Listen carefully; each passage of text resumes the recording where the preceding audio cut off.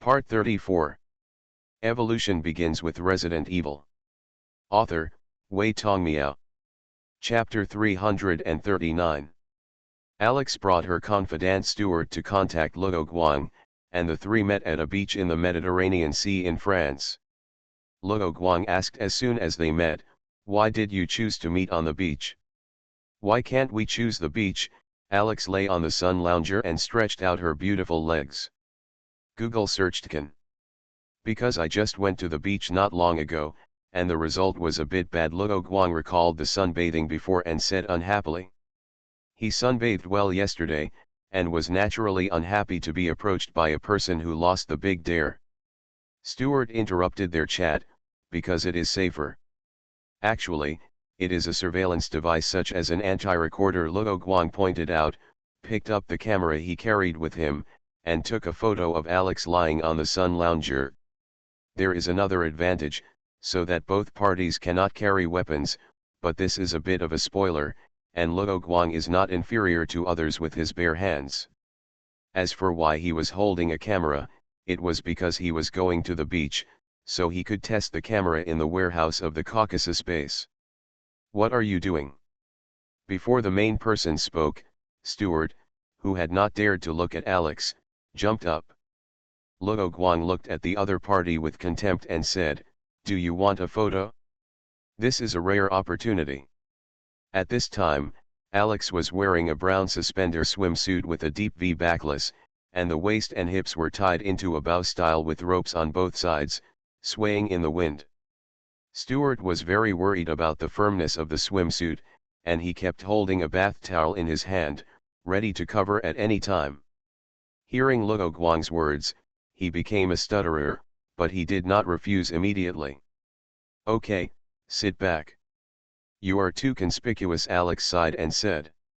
"Yes," Stuart finished speaking, and added in a low voice, "You are so beautiful that you are eye-catching enough." Luo Guang caught the other party's whisper, but did not expose it again. He turned his head to look at Alex and said, "You asked me out not for vacation and looking for a flower protector, right?" Stuart has been doing research in the laboratory for many years. He is not strong, and can even be said to be a little thin. He can't be relied on for fighting. Albert Wesker has come to Sabatai Island. We are now seeking refuge." Alex looked at Luo Guang and answered the question. The two began to talk about business, and Stuart consciously looked around to prevent someone from approaching and eavesdropping. "Isn't he unaware of your existence?" "It should be. After all, when I started to act in the open and my name appeared inside Umbrella, he had already betrayed the company. So why do you think the other party came?" "What will happen to the research institute on the island after you leave?" Luo Guang asked. Alex teased, "You really care about me?" "You have someone who cares about you, so you don't need me to care." Luo Guang looked at Stuart, who was looking at him. The man who was not good at speaking blushed under Luo Guang's gaze, and was half shy and embarrassed. Alex didn't know what Stuart was thinking, but she didn't have that idea for the time being. She answered the previous question and said, "How do I know Albert's purpose, but I guess it's not for the legacy of Umbrella Company, but for me." Speaking of the word legacy, Alex added emphasis and looked at Luo Guang with resentment. And when Stuart heard the three words "for me," he looked nervous. Alex saw him like that, and she understood why Luo Guang liked to tease him with her. Then she continued to answer the second question, "The research institute I designed is not so easy to be discovered. Even if I don't go back for a month, the people inside will not starve to death." "You can do whatever you want," Luo Guang shrugged and said, "Anyway, if something goes wrong, you can still rely on me." "You are just hoping that we will rely on you," Alex laughed. The action of accidentally lifting the hair by the ear made Stuart's heart tremble, and he felt that spring had suddenly come. Luo Guang asked, "Then did you ask me out to solve Albert?" "Yes, after all, it's still uncomfortable to have a home without a home." Alex continued, "And we have recently studied some new things, but we need your help to know that it is not successful. After solving Spencer, Luo Guang mentioned many research directions to Alex, but she did not do any VR brain control games as Luo Guang thought. She chose two things that only appeared in science fiction novels: memory transfer and brain control system. Brain control system is relatively easy to understand. The E-virus in her hand, or the emotional virus, is a very magical virus that has a strange reaction to human emotions, and the reaction of this virus can be converted into electronic signals. The only difficulty is how to confirm brain waves, that is, human thoughts, so that human thoughts can be accurately fed back to the computer. Now Alex has successfully completed a test model, with an accuracy of only about half. She needs the computing power of the Red Emperor to help improve the accuracy. As for memory transfer, the principle is similar, and now she has two sets of plans. One is to let the E-virus play the role of memory cells, and the other is to use this virus to convert memory information into electronic signals and store them in electronic hard drives. Relatively speaking, the second storage method has lower cost and maintenance costs. It's just that the technology is not mature enough now, and we haven't found a way to send the stored memory back to the human body. This chapter is not finished yet. Please click on the next page to continue reading the exciting content. As for the brain control system, what is the prospect now? It's not like driving a robot that needs to improve the mechanical reaction ability. After hearing Alex's introduction, Luo Guang asked. This brain control can only control computers, but it seems to have other uses besides playing games. For example, brain control remotely controls drones or robots to perform anti-biochemical tasks, which can avoid the crisis of intelligent machines while minimizing the sacrifice of anti-biochemical crises. Luo Guang remembered that in the game, BasedonaMovie later turned evil and engaged in biological weapons. One of the reasons was because of the excessive sacrifice. He could understand this, but he didn't know whether doing so would change the world's war situation. For example, in the future, the war between humans will be that everyone wears a helmet to remotely control the troops to fight. Will this make humans indifferent to the pain brought by war? After this technology became popular, Luo Guang didn't know how it would develop in the future. Alex's answer was similar to Luo Guang's second choice, and she also saw the military function of this technology. If it is mass-produced, can it be kept secret? Luo Guang asked a question. This is a big industry. As long as the technical problems of combat robots and drones are solved, Luo Guang may become one of the world's largest arms dealers. Alex replied, "This is not what our institute is good at.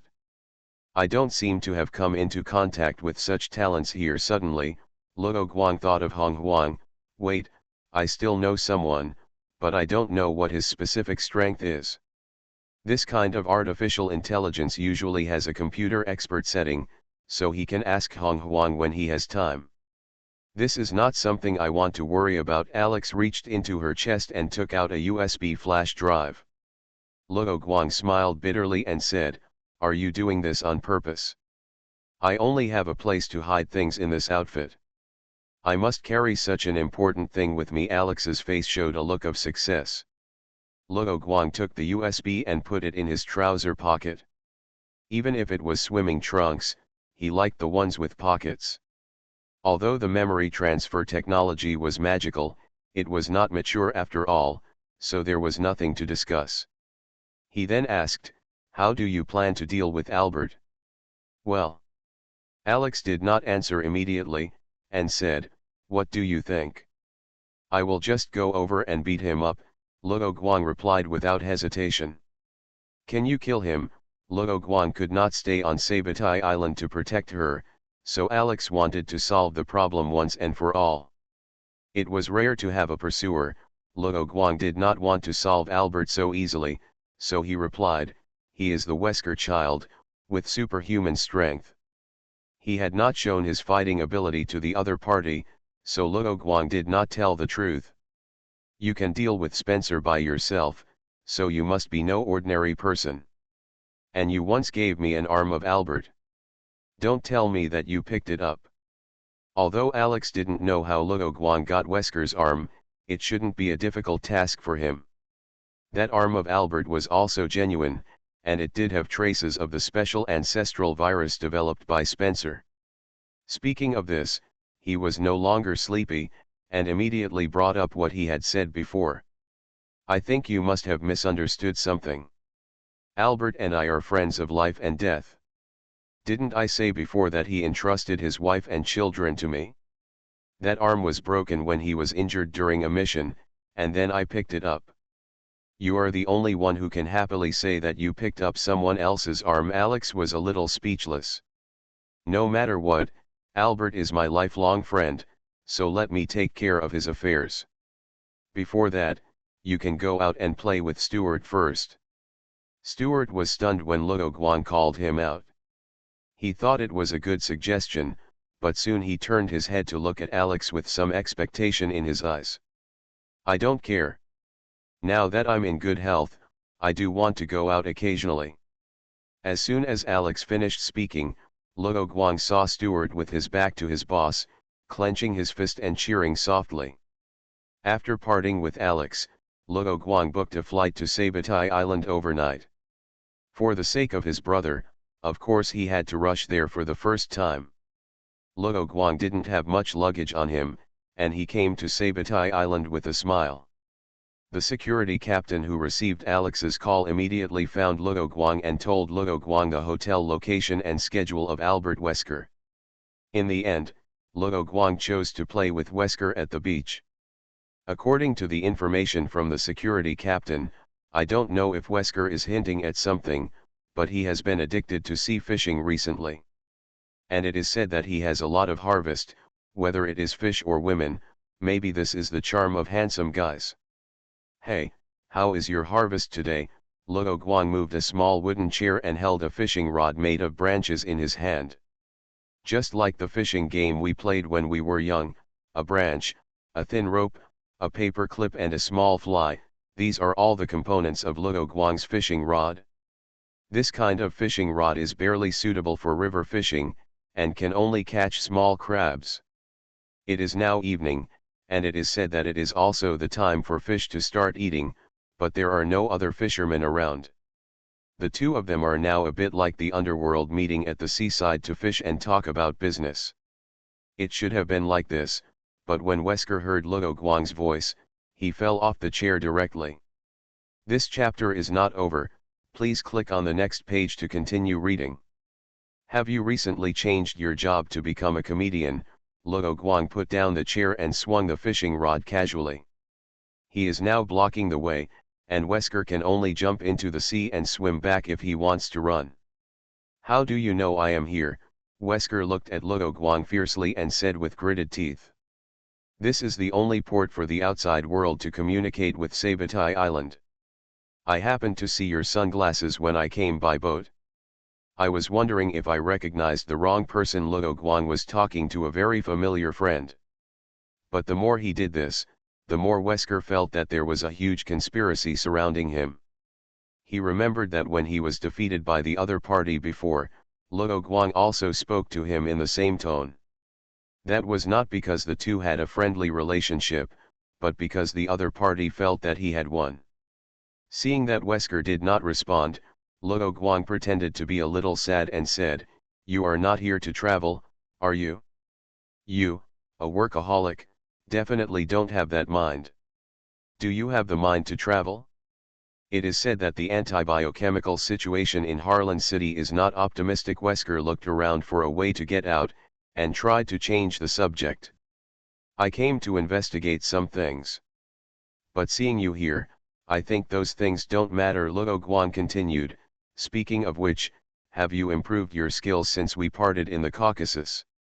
He looked at Wesker's regrown arm. Wesker frowned, hid his arm, and said, "What is your purpose? Why did he let him go so many times is the question he wants to know most, and the other party is very concerned about the progress of his virus research, which seems to contradict the personal information he has investigated."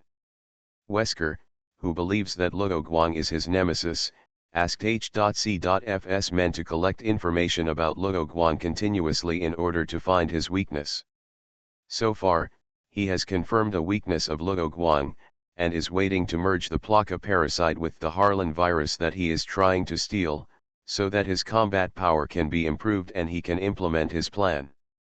All this is because he is eager for Luo Guang's blood, wants to know the secret of Luo Guang's strength, and then return the humiliation he suffered 100-fold. His men found out that Luo Guang has been carrying out anti-biochemical operations since the Raccoon City incident, but since the Red Claws were absorbed into the FBC organization, the other parties' whereabouts have become erratic. He was clearly in the Lighthouse country before, but he didn't know when he was in Europe. After spending a lot of money to get connections, he got the plane entry and exit list, but there was no record of Luo Guang leaving the Lighthouse country, so he suspected that Luo Guang had another identity. Let's not talk about this for now. From the intelligence Wesker got, Luo Guang was obviously a member of the anti-biochemical crisis, but when facing him, he often let the tiger go back to the mountain, so he had a sense of separation and contradiction. Evolution begins with Resident Evil.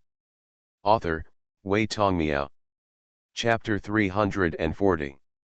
Hearing Wesker's loud question, Luo Guang smiled and said, "There is progress only when there is an opponent. I just want an enemy to chase after me and give me motivation. Aren't you afraid that I will destroy the world in the end?" Luo Guang really didn't understand why some villains wanted to destroy the world at every turn. What did the world offend them? Wouldn't it be boring to be alone in a world? Is it because the game is not fun or the novel is not good to read that you would do such a stupid thing? He would not be scared by the other party and directly replied, "When did you change your life goal? Don't you want to rule the world? Just think of this as a hurdle for you to ascend to the throne of God." Seeing this, Wesker did not continue to say any threatening words. Judging from his own experience, he did not think that the other party really cared about ordinary humans that much. And he also understood Luo Guang's reason. Chris, who had been chasing after him, made him understand Luo Guang's feelings. In fact, Luo Guang didn't think too much. He just regarded Wesker as a breeding pot for biochemical viruses, which could provide him with high-quality sources. As for Wesker catching up with him, it was still early. Moreover, the other party has merged with the WAN virus, which can stimulate the full potential of biochemical viruses, but will make the virus lose its uniqueness. In other words, if Wesker continues to follow the current path, even if his physical fitness surpasses his own in the end, there will be a huge difference in the quality and quantity of skills. By the way, you asked me so many questions. Why don't you answer a few of my questions? It was rare that the two sides did not fight as soon as they met, and Luo Guang planned to take the opportunity to get some information. Wesker is not a masochist, and he doesn't want to be beaten, so he nodded. "What is your purpose in coming here?" "For the legacy of Umbrella." Yes, forced to say this, Wesker didn't want to say it in such detail, such as the fact that he had gained nothing here. He had made up his mind to let the things here delay the other party, and he took the opportunity to leave the island. After asking this, Luo Guang did not ask about the island anymore, but asked, "Is the territory of the Church of Light fun?" When Wesker heard this, he looked at him in shock and asked, "How do you know that I went to the territory of the Church of Light? Are those special forces your people?" Luo Guang ignored him and asked another question, "Is Ada still working for you now?" Wesker raised his hand and pointed at Luo Guang with trembling hands. He immediately thought of the possibility that the other party had been following him, but if that was the case, it meant that the bases and other places of the HCF organization had been exposed.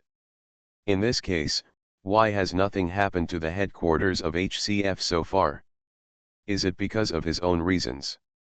But this does not conflict with the other party's daily anti-biochemical policy. Because of Luo Guang's special treatment, Wesker fell into a dilemma. Looking at the changing expression on the other party's face, Luo Guang felt that the image of Wesker in the game had completely collapsed. In fact, Wesker would only be so uncalm when he met Luo Guang. Usually, he was the same as before, and he was the most powerful person in the world. Simply put, Wesker now has post-traumatic stress disorder towards Luo Guang. Luo Guang raised his fist, squinted his eyes, and repeated the question, as if he would beat someone up if he didn't answer. Wesker suppressed his inner anxiety and answered the question about Ada. She's missing. Hearing this, Luo Guang was not surprised, it was expected. Where did she go? They said she was missing, how would I know? Hearing the other party's answer, Luo Guang sent the news that Ada had left HCF and disappeared to Leon and Simmons. Received. The two men sent the same reply. However, Simmons was only interested in Ada's current location, so he was not interested in how Luo Guang obtained this information. As for the attack on H.C.F's industry, he would not stop. Anyway, it was profitable and good for the X organization. For Leon, this was good news, at least it showed that Ada was not really working for the HCF organization. Wesker watched Luo Guang's actions and did not take the opportunity to slip away. Next question, what exactly is the HCF organization? What is the purpose of its creation? This HCF organization was not created by Wesker, but became his own private army after he took over its nest. Wesker knew that if he only answered these, he would definitely not satisfy the other party, but he felt uncomfortable telling others what he knew. After thinking for a while, he decided to tell others about HCF half-truthfully. Before I took over, this organization was an organization specifically targeting Umbrella Corporation. Wesker did not lie, and it was precisely because of this that he joined this organization after faking his death in the Raccoon City mansion. Specially targeting Umbrella Corporation? But it seems that your organization has not done anything. It is normal for Umbrella Corporation to attract wind and hatred, but after the Raccoon City incident, he did not hear any mysterious organization taking advantage of Umbrella's misfortune. After getting the Red Queen, there was no relevant information in its database, so Luo Guang was a little suspicious of the other party's words. I'm not lying, Wesker emphasized, and then said, we are just troops under a certain force. The attack on Lotford Island was the intelligence and order sent by our superiors. This chapter is not finished yet, please click on the next page to continue reading the exciting content. That's just you personally wanting to get the T Veronica virus, Luo Guang immediately retorted. I don't deny that the superiors want the virus, but in fact we don't need to launch an airstrike on the entire island. I can get the virus just by myself, right? Wesker had roughly made up the story and answered fluently. Speaking of this, where did the planes you attacked come from? As long as we find the source of the fighter planes, we may also be able to find some clues about the HCF organization. I don't care about procurement. Who knows where they bought it? What followed was a lie. Wesker said, although I don't know who is at the top of the organization or the force behind it, I think it may be someone from the Global Pharmaceutical Federation. Other pharmaceutical companies are fighting against Umbrella. This was a reasonable guess, but he didn't have any evidence in his hand to show that because the higher UPS were obstructing his plans all day long, he directly took away the entire HCF organization and cut off contact with the higher UPS, and he didn't delve too much into it. Who is the superior? Wesker said this to make Luo Guang focus on those pharmaceutical companies instead of staring at himself all day long. Luo Guang felt that there was nothing wrong with what the other party said logically. Those pharmaceutical companies had no choice but to act like dogs to Umbrella because of Umbrella's monopoly. It's not surprising that these companies would secretly form an anti-Umbrella alliance, so Luo Guang didn't think there was anything wrong with Wesker's answer for the time being. Moreover, 9 out of 10 pharmaceutical companies are bad, and the remaining one is not so bad at best. Anyway, it is also on Luo Guang's list of bad guys, and it will be an enemy that must be targeted sooner or later. Then, Luo Guang didn't ask about H.C.F's headquarters address or other information. If he asked the other party, he wouldn't tell the truth. There was no point in pressing the other party, so he said directly, "Okay. Thank you to this enthusiastic citizen for your help. I have nothing else. Something happened. Then Before Wesker finished speaking, he saw Luo Guang's fist appearing in front of him. He was suddenly attacked, and Luo Guang's attack speed was faster than his defense speed, so he was knocked to the ground by Luo Guang without any ability to resist. In order to make Wesker faint, Luo Guang looked at Wesker, who fell to the ground and did not stop. Instead, he used both fists to give Wesker a full body relaxation. Wiping the non-existent sweat on his forehead, Luo Guang looked at Wesker, who was completely unconscious at his feet, smiled and said, "Sorry, I accidentally struck too hard." It's also a good thing that Wesker really passed out, because he fell into a state of repair, otherwise he would definitely be angry at Luo Guang's words. But this is not Luo Guang's fault. This state is the only state that can make Wesker fall into a coma without mutating. It is not so easy for Luo Guang to control. You must wear a helmet when going fishing. The experience summed up by previous generations is indeed correct. Luo Guang casually mentioned a joke he saw before traveling through time, and then dragged Wesker to find the security captain on the island, preparing to send Wesker out of the island. After Wesker completed the repairs and restarted the computer, he was already sitting on the cruise ship off the island. After checking Wesker's luggage, Luo Guang also packed it for Wesker and placed it at his feet very considerately. Wesker immediately checked his luggage. Sure enough, his mobile phone was gone, and not only that, but the cash he brought out was also taken away. The socket used by Wesker's mobile phone is of a different type, and it is different from the interface of any mobile phone on the market. This made the universal data cable in Luo Guang's hand useless, so he had to find another way. Although Wesker is the boss of HCF, he still considered that the phone might have a tracker from the HCF organization, so he planned to use Organization X's channels to decipher the information in the phone instead of taking it back to the Caucasus base. He picked up his phone and reported the matter to Alex. "I heard from the security captain that you sent Albert out after beating him unconscious," Alex said as she lay on the massage table and received Stuart's massage service. "Right. Why not just kill him? Aren't you afraid that he will mutate and make a big fuss on the island? If it can solve a big problem, I think this business will be profitable," Alex replied. Luo Guang replied casually, "Maybe, he has been sent away anyway."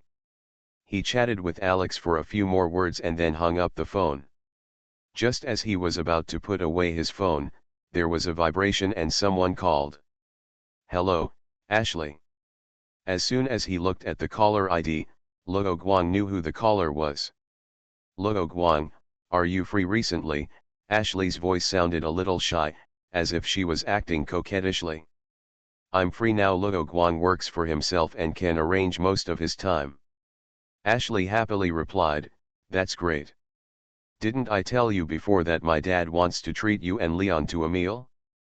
I have finished handling the matters here, and I plan to make an appointment together."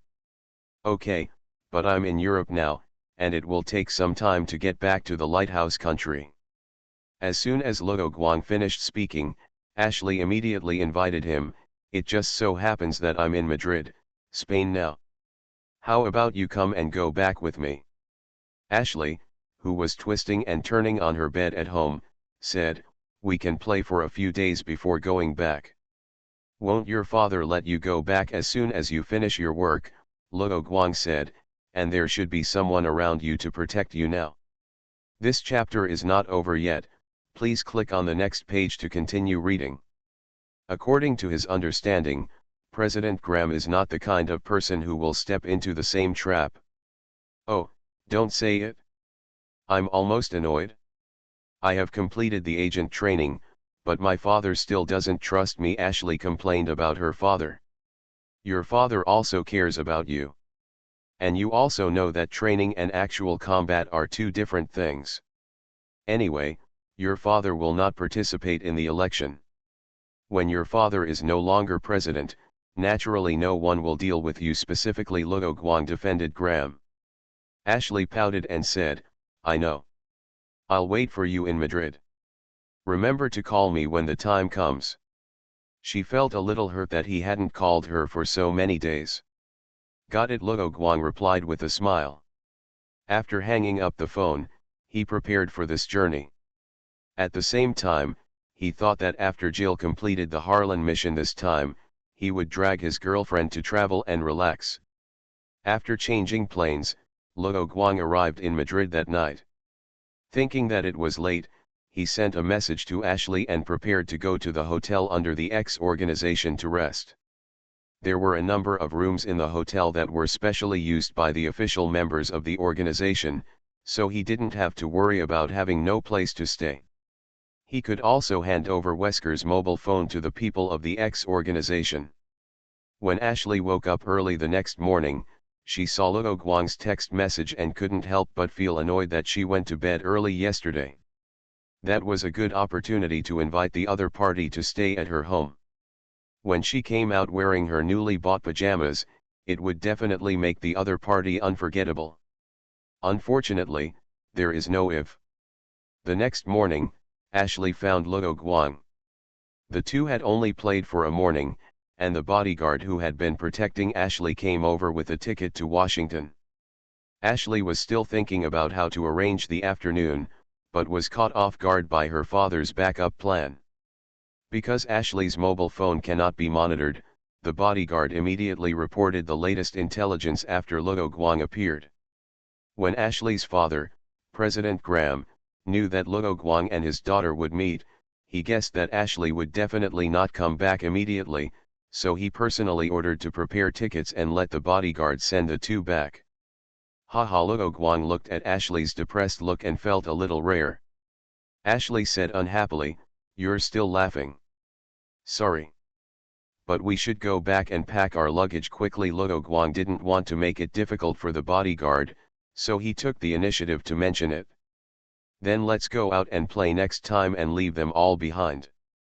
Ashley looked a little angry, but she thought this was a good opportunity to contact Luo Guang again. Finally, the two packed their luggage and boarded the plane to the Lighthouse Country, Washington, accompanied by bodyguards. You are listening to Novels at Bless Up channel. Wish you happiness and luck. Please subscribe to receive new novels. How do you feel about this novel? Please like and leave a comment. Evolution begins with Resident Evil. Author, Wei Tongmiao. Chapter 341.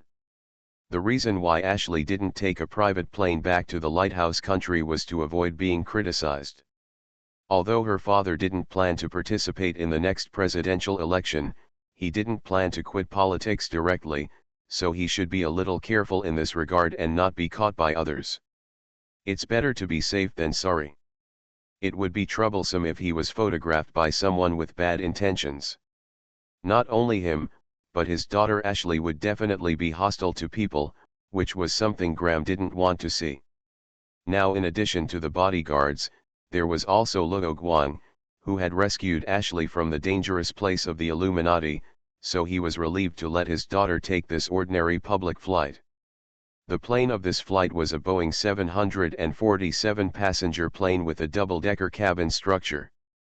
The upper cabin, which was originally used for crew members and first-class passengers to rest, was changed to a business class, with a spiral staircase connecting the upper and lower cabins. Although the experience of first-class passengers was reduced, accommodating more people could make more money. Today's flight was still full, but because there was a special soundproof folding door between the first class and other cabins, it was not noisy. In addition to Luo Guang and his companions, there were 6 other people in the first class. They seemed to know each other. 4 people in black suits were holding non-alcoholic drinks, and the other 2 were probably holding white wine. Those people were whispering together. Luo Guang and his companions were sitting in the first class, and for various reasons, the bodyguard bought a total of 4 tickets, so the number of passengers on the plane was 343, not 344. There were 4 seats in a row in the first-class cabin, 1 by the window on each side, 2 in the middle, and 2 aisles in total. Luo Guang and Ashley sat on the same side, but there was an aisle between them, and the bodyguard sat on the other side by the window. The empty seat next to Luo Guang was filled with an emergency kit that she had prepared. The bodyguard's name was Halevi Louise, a woman with short blonde hair. After getting on the plane, Halevi specifically called Luo Guang and handed him a tactical belt and a coat in the blind spot of other passengers, and whispered, "There are other passengers on this plane with guns, and their identities are unknown. You protect the VIP." The bodyguard had never received this information, which made her very nervous after discovering this situation, and she reported the information to the intelligence center as soon as possible before the plane took off. Luo Guang didn't ask much. He also noticed that there were several professional gun users among the passengers, and the calluses on their hands were in a special position. During the concealment period, he directly wrapped the belt with his coat and took it to the toilet for inspection and wearing. There are a total of 4 magazines on the belt, and a holster, which contains a CZ-75 submachine gun. This is a pistol that can fire continuously. It is said that the theoretical rate of fire can reach 1,000 rounds per minute, but the standard magazine of this pistol only has 15 bullets. For Luo Guang, it is better to use the burst mode directly, that is, the semi-automatic mode. After confirming that the pistol was safe and usable, Luo Guang put the weapon back into the holster and put on his coat. He then checked in the mirror that the gun was not exposed before returning to his seat. Ashley, who was sitting by the window, had taken out a lot of snacks from her bag and was going to eat them while chatting with Luo Guang later. Luo Guang stood up and came to Ashley's side. He leaned over to Ashley and told her what Halevi had said. He whispered in her ear, the bodyguards should be contacting their superiors to investigate.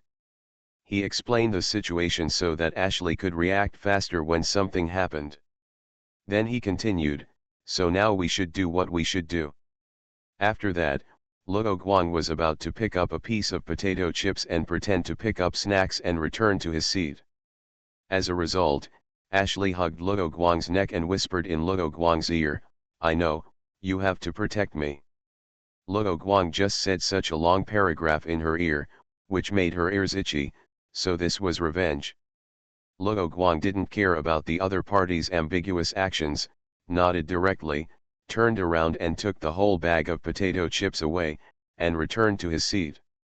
Just after he ate a few bites of snacks, Halevi sat next to Luo Guang and whispered in his ear, "The intelligence center is still investigating and has not responded, but I reported it to the airport security center and got a reply." She didn't keep it a secret, and said directly without waiting for Luo Guang to ask, "These people are legally carrying guns on the plane, so I think they probably went through official channels. It is very likely that they are agents of certain countries."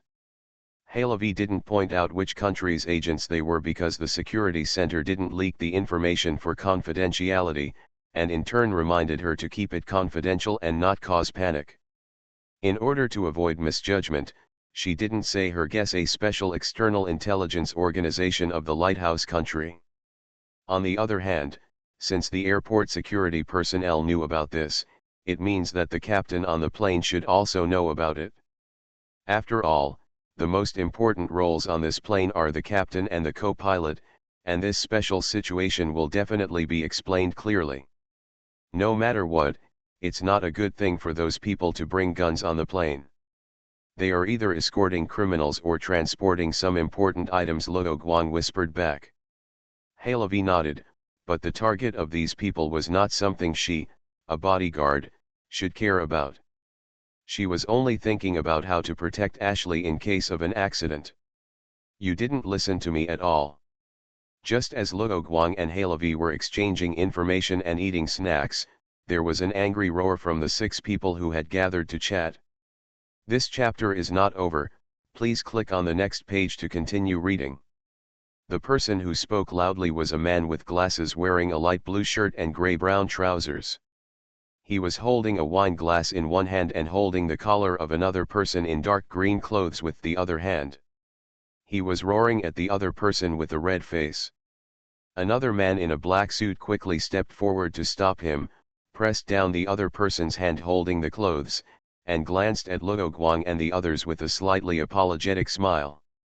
Then he turned around, his smile disappeared, and he said in a deep voice to the yeller, "Lucas, can you calm down?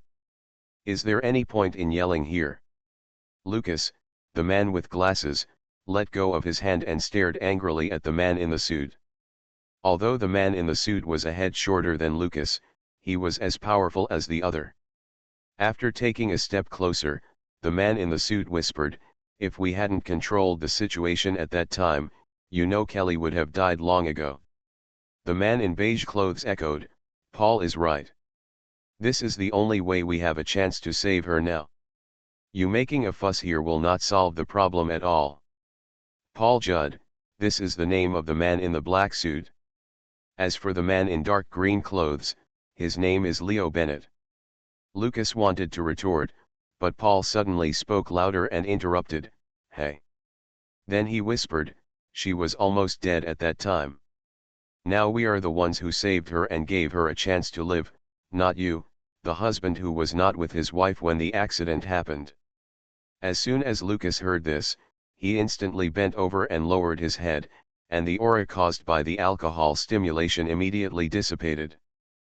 Paul patted Lucas on the shoulder and said, "When we get to Harrisonburg, you will do what you should do as a husband and try your best to save her." "Wait. Aren't we going to the laboratory in Washington?" Lucas suddenly lost his composure. This was different from what he planned. After Paul turned back to confirm that Luo Guang and the others were not paying attention, he turned to Lucas and said, "You also know that our computer has been hacked. If the enemy wants to investigate the Institute, he must first investigate the ones in Washington." Paul was the captain of this mission. After learning that the computer files had been hacked and intelligence leaked, he chose to pretend to have seen through the opponent's plan and purchased tickets for other flights. But in fact, I still chose to take the planned route. After arriving in Washington, I changed to take a car to the nearby Harrisonburg Research Institute. "We don't have time," Lucas became excited again. Leo advised, "We all know the risks, but this is for safety." When Paul saw Luo Guang turning his attention to him, he knew that he had attracted other people's attention, which was not a good thing. He put his arm on Lucas's shoulders, half forced him into a chair, and said, "I know how you feel. You want to save your wife, but if you keep not cooperating with us, you will make a big fuss here. It's your wife's interests that are harmed by making such a fuss, okay?" Although Lucas was angry, when he heard that this would harm his wife's interests, he could only stop and sit in his seat and sulk. Paul comforted Lucas, and after giving the man in the black suit a few words, he walked towards Luo Guang with a cup filled with carbonated drinks. "Sorry, my colleague's wife encountered some trouble and was anxious to go back, so she was a little excited. Paul came here mainly to confirm the situation." Luo Guang waved his hand and said, "It's okay. But please be quiet, my friend likes to read and doesn't like noise very much." Halavi did not look at Paul, but was immersed in reading, pretending to be a nerd. Paul glanced at Halavi, who was reading a book, then at Ashley, who stretched out her hand to share snacks with Luo Guang, and said, "Oh, okay, please." He then returned to his seat and gave the others a safety sign. The intelligence center of the lighthouse country responded much slower than expected this time. Luo Guang looked at the bodyguard Halavi. The other party understood and said in Luo Guang's ear with a move that would make Ashley jealous, "The intelligence center has responded. There are indeed people from the CIA performing tasks on the plane and transporting a special cargo. Now they are talking to the other party's supervisor. Let's just keep the communication status as it is between departments." The plane quickly entered the take-off sequence, and the announcement asked passengers to sit tight and fasten their seat belts, So no one stopped running around. Although he knew that there was just another wave of agents from the lighthouse country on the plane, Luo Guang still felt a little uneasy and worried that something unexpected would happen. This kind of business jet is not equipped with a parachute. It's not because the airlines are stingy with parachute money, but because skydiving is a very professional skill, and not just anyone can land successfully with a parachute bag. He has not yet practiced using the ability of hardened armor to make a parachute for himself to land. This is only a theoretically feasible method. Moreover, there was Ashley on the plane. He couldn't leave her and escape alone. This made skydiving even more difficult. "Sir, ladies, do you want something to drink?" It's rare for first-class passengers to bring snacks on the plane, but the flight attendant didn't have any special reaction and asked very professionally. "Milk," Ashley said as excitedly as if she were on an outing, raising her little hands. "Black tea." Luo Guang chose black tea, while Halavi waved her hand to indicate that she didn't need a drink. The stewardess nodded, said to wait, and left to make preparations. Luo Guang drank black tea and chatted with Ashley, and learned about the tourist attractions in Spain. This chapter is not over yet, please click on the next page to continue reading. Ashley went to many places when she was studying in Spain, not just Spain, but most European countries, so she kept introducing them to Luo Guang, and specifically mentioned a few tourist attractions that she thought she could visit more than once. Luo Guang carefully wrote them down and prepared for his travel plan with Jill. About halfway through the journey, after chatting for so long, Ashley was tired, so she laid down the chair and fell asleep. Because Luo Guang said he didn't need to sleep, Halavi also went to rest for a while. But Halavi specifically told Luo Guang to wake her up if he wanted to rest before going to bed. Luo Guang smiled and nodded to indicate that he would remember. Looking at the two people who fell asleep quickly, he asked the flight attendant to bring 2 blankets and cover them.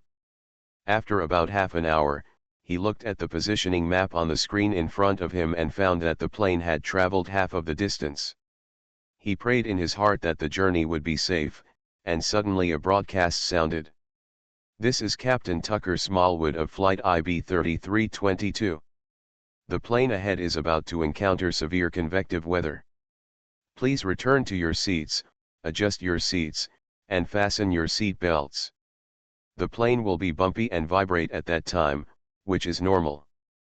Please do not panic." When the first broadcast sounded, Halavi opened his eyes, and Luo Guang went directly to Ashley, woke up Ashley who was smiling in her dream, and conveyed the matter to her. Ashley woke up in a daze and adjusted the chair with the help of Luo Guang. As for the seat belt, she had already fastened it when she slept, and only needed to adjust the tightness. Luo Guang returned to his seat and took a look at the altitude in the positioning map. The plane was now at the altitude of the stratosphere. This immediately sounded the alarm in his heart, and he immediately asked Halavi his question, "There is something strange. Under normal circumstances, shouldn't we fly in the stratosphere? How come we encounter severe convective weather? Is the altitude display faulty?" Not only Luo Guang, but also the man in the black suit in the first-class cabin found something wrong. Why did the plane force its way into the storm cloud instead of going around it? So Paul immediately stood up and prepared to take the spiral staircase to the second floor to find the captain to ask clearly. The cockpit of this plane is at the front of the second floor. Evolution begins with Resident Evil. Author, Wei Tongmiao. Chapter 342. A group of flight attendants also gathered together, sat in their seats and fastened their seat belts. They wanted to wait until the plane became a little calmer before starting work. "What's the situation back there?" Emily Cara, the steward with brown hair in a single ponytail, asked. Their position is between first class and economy class, so the back here refers to economy class.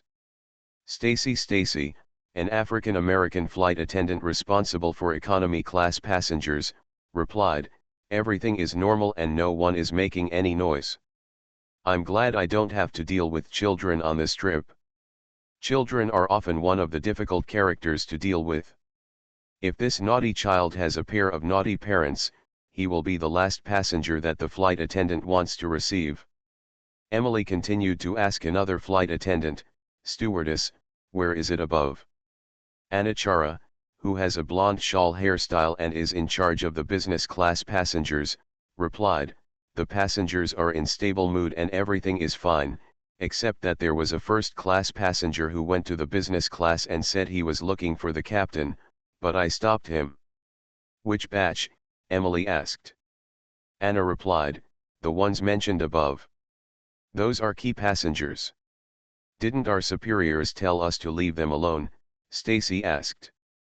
"Of course I know, so I said that the plane is about to enter strong convective weather. The captain should be busy controlling the plane. Please wait until the plane stabilizes a little, and then our flight attendant will be responsible for taking him to the captain." Emily didn't know whether to laugh or cry, but there was nothing wrong with the other party's way of putting the matter on herself, and replied, "Okay, I'll go up in a minute, and you can help me take a look at the first-class guests to see if they need anything." Emily is the purser between them, specifically responsible for first-class guests. At the same time, she is usually responsible for contacting the captain in the cockpit when there are special circumstances, so it is best for her to coordinate the affairs of first-class guests. In addition to Stacy, Anna, and Emily, there are 3 other flight attendants, but they are relatively junior, so they have not joined the conversation for the time being. "Emily, have you heard anything from the captain about the strong convective weather we encountered?" Anna suddenly asked. After hearing what the other party said, Emily replied, "The captain didn't contact us, so it's probably not a problem, right?" Stacy agreed, "Yeah, I've had that happen to me before." "Is this the weather?" a flight attendant said proactively, wanting to learn more experience. But Stacy turned to her and smiled and said, "No, our arrival in Washington has been delayed." As soon as he said this, all the flight attendants laughed, and many people here were thinking about what they were going to do in Washington. If the flight is delayed, their time to play will be relatively reduced. Soon, the plane's automatic balancer started to activate, and the turbulence became smaller. Emily smiled and said, "Okay, let's continue working. I'll go up there to find the first-class guest. You guys go on patrol to see what the passengers need.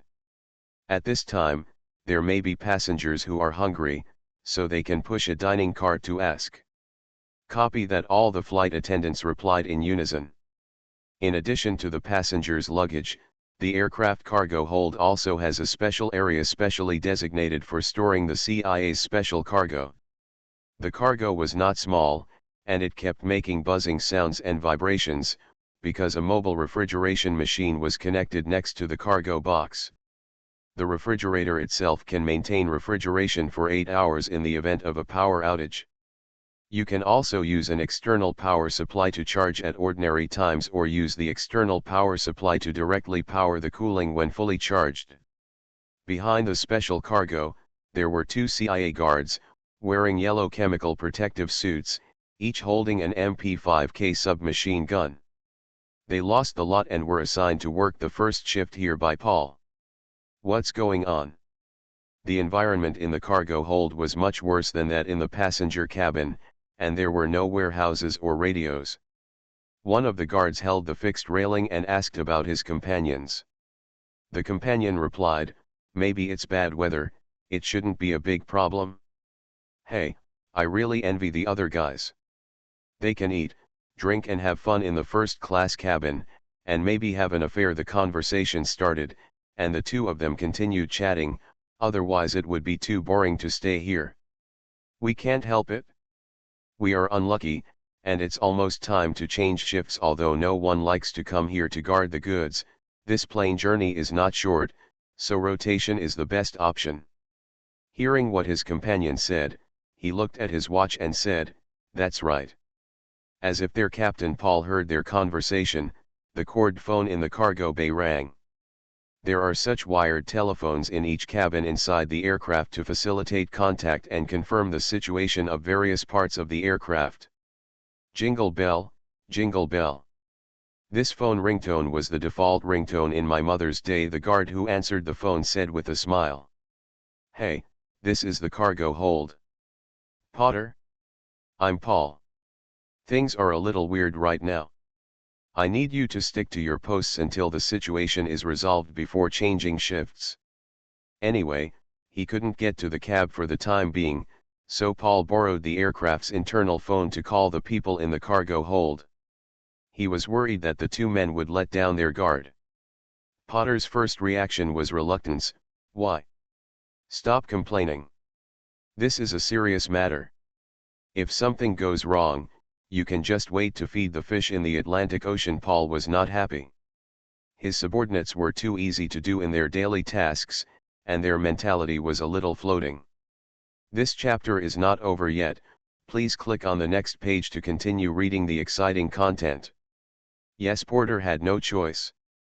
He didn't want to be sunk into the sea to feed the fish, so he immediately expressed his loyalty. "I will tell Ted the instructions now." Ted was the name of another guard. After hanging up the phone, Porter opened the safety of the submachine gun in his hand and shouted, "Ted, the boss said there is a situation and the shift cannot be changed for the time being."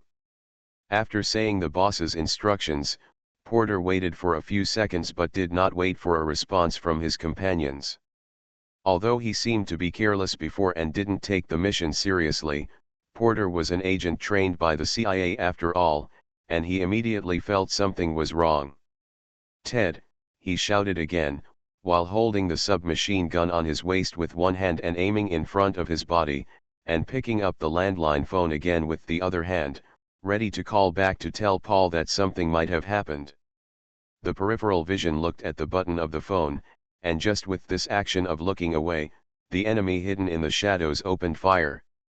From what Porter had just shouted, the enemy knew the specific number of guards here, so they decided to open fire directly to resolve the battle as soon as possible. When the plane entered the storm, the enemy used the sound of turbulence to cover and sneaked into the cargo hold of the plane, so that there was no fear that the sound of opening and closing the door would alarm the guards. Two people in maintenance uniforms walked out of the shadows and walked straight to the special cargo box. One of them was holding an MP5K submachine gun, which was taken from the assassinated Ted. "Is this our mission target?" Because he was wearing a mask, the man's voice was muffled. "That's right. These CIA are fools. They actually think that such a low-level method can deceive us," another person sneered. Paul's plan was too simple. The two enemy organizations could just choose to send people to both flights. While talking, one of them took out a decoder and tried to crack the password lock on the cargo box. "Don't bother. They won't install a self-destruct program on such valuable things." Another person took out a crowbar and was about to force the box open. His companions didn't stop him. Anyway, the things in the box were broken, and the organization had prepared a backup plan for them for this mission. After prying the cargo box open, the two looked inside. Empty. Where are the infected? We fell into a trap. I didn't expect that Dr. Lucas would actually act separately from his wife. The man with the crowbar was more irritable, and he was so angry that he picked up the crowbar and smashed it at the refrigerator next to him. "In that case, let's implement Plan B." Looking coldly at his angry companion, the enemy took out 2 syringes. Since the two of them participated in this mission, they basically had no intention of leaving alive. They were very willing to sacrifice their lives to implement the plan. "Okay. Let those who tricked us pay the price." At the same time, when the cargo box was forcibly opened, Paul's watch suddenly vibrated. This was a mechanism specially set up by Paul. Whether it was opened normally or violently, as long as the cargo box was opened, he would receive a reminder. Not long after he made the call, something happened in the cargo hold. It was very likely that the call he made gave the enemy an opportunity to take advantage of it. Although he was a little annoyed, Paul now had more important things to do. When the plane became stable, he immediately unbuckled his seat belt and walked downstairs, ready to call 2 agents to go to the cargo hold together to arrest the enemy. As for the cargo, he was not in a hurry, because he knew that there was actually nothing in the cargo box. He was not stupid enough to buy a ticket for another flight with the same identity. In fact, he deliberately exposed a flaw to attract the enemy. There were also ambushes specially set up by him in the other flight. Paul not only wanted to complete the task of transporting special cargo this time, but also wanted to catch the hidden enemy. His strategy of playing the enemy's trick was followed by another trick to lure the snake out of the hole. Luo Guang looked at Paul, who hurriedly ordered 2 people and left. He knew that something had happened, and he felt a little uneasy. "Hey Levi, I think something serious has happened on the plane. I'll go ask the captain about the situation." "No, I'll go ask. You protect Ashley." Levi had an FBI ID on him, which could be used here.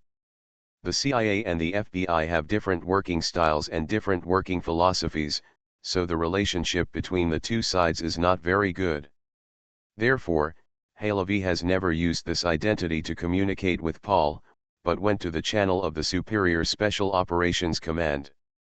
But this identity is enough to deal with the flight attendants and the captain. Levi did what he said and left his seat. Ashley glanced at the dark weather outside and came to the other side of Luo Guang. At this time, both of them were sitting in the first-class chair in the middle. Luo Guang asked Ashley to give him the emergency bag.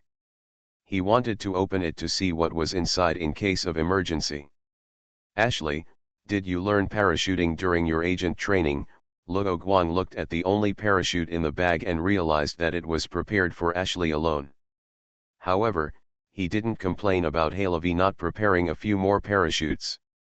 After all, the only person she had to protect in her job was Ashley. "I have learned it before, but skydiving in this kind of weather is asking for death even if it was a sunny day."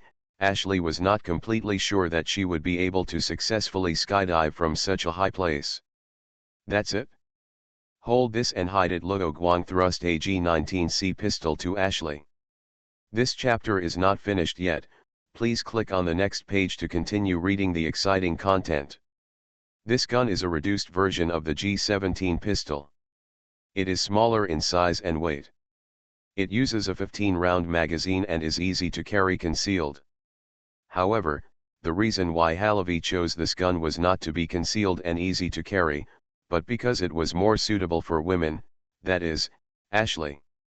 She knew that Ashley had received special agent training. The reason why she did not give Ashley the gun was because she was worried that Ashley, a person who had never encountered danger, would not be calm enough and use the gun indiscriminately after an encounter. This is because the Illuminati incident was kept secret, so Levi did not know about it, but Luo Guang knew about it, so he did not think that Ashley would panic easily after experiencing that incident. Of course, if it was the troublesome pair in the original game, then he probably wouldn't have done that. However, without my or Levi's instructions, in non-emergency situations, that is, when your life is not in danger, do not shoot indiscriminately as a last resort. Luo Guang specifically told him that he was still a little afraid of being shooted by his own people. I know Ashley was very obedient, hid the pistol on her body, and nodded. She had used this G19 pistol during training, and her results in shooting moving targets were very good. But the problem is that under high pressure, she doesn't know whether she can achieve the same good results as she did on the shooting range. Although she had experienced the kidnapping incident of the Illuminati cult, she still felt a little nervous and uneasy. However, this was not because he was nervous about possible dangerous events, but because he was worried that he was holding Luo Guang back. Luo Guang noticed the nervousness on the other person's expression, patted Ashley on the shoulder and said, "Don't be nervous, we will be fine. Yes, we have encountered this kind of weather several times before." Anna, who had temporarily changed positions with crew chief Emily, happened to be passing by and joined the conversation in a friendly way. She thought Ashley was worried because of the bad weather. Luo Guang also suddenly spoke at a normal volume when he noticed someone coming behind him. "Thank you," Ashley replied, understanding what Luo Guang meant and Anna's concern. Much faster than Luo Guang expected, Halavi came back after a while and said, "The captain didn't open the door for me, saying that the airline strictly prohibits passengers from entering the aircraft cockpit." Luo Guang asked curiously, "Your FBI ID doesn't work anymore?" Halavi shook his head and said, "The captain said he couldn't verify the authenticity, so he couldn't open the door for safety reasons. But he also asked me what happened." "You didn't say that, did you?" "Who knows if the captain was playing tricks on me, so I just said there was something wrong with the positioning map on the seat, and the other party just gave me a perfunctory sentence." Halavi continued, "Anyway, the CIA seemed to be aware of the problem. The flight attendant said that the CIA had planned to go to the captain before, but then left in a hurry. I knew we should have followed the CIA to check the situation," Ashley said. Halavi shook his head and said, "No, the right choice is to confirm the situation of the plane first. Things related to the plane are the most important." After speaking, she continued, "And there are a few CIA people ahead. I'm going to ask about the situation. You guys should be careful here." Evolution begins with Resident Evil. Author, Wei Tongmiao. Chapter 343. Luo Guang didn't participate in Ashley's conversation for the first time just now because he was thinking about a problem. He stopped Halavi, who was about to get up to question the CIA, and asked, "The aircraft positioning map on our seats should be synchronized with the positioning system on this plane, right?" Halavi answered Luo Guang's question and said, "Yes, it is impossible to install a positioning system for every first-class chair. The cost is too high and there is no need. This is the problem. If this is the case, it means that the captain and others also knew that there was a problem with the altitude display, and the aircraft should not encounter strong convective weather in the troposphere at the altitude of the stratosphere." After Luo Guang said this, Halavi understood what he meant. This shows that the captain's perfunctory behavior is unreasonable, unless there is something wrong with the captain, or he was hijacked and was forced to lie. Ashley suggested, "Let's cooperate with the CIA first, unite the forces that can be united, and then see if we can open the cab door with the help of the flight attendant." Ashley is right. Just in case, it is better to control the aircraft in the cockpit. By the way, I can fly the plane. If the captain has a problem, I can take over, Luo Guang agreed. Halavi also nodded, and then asked the CIA about the situation. Perhaps because of Paul's absence, the CIA did not tell Halavi, the FBI, what their real purpose was, but verbal cooperation was finally reached. After all, everyone present did not want the crash to occur. Paul, their captain, went to the cargo bay to check.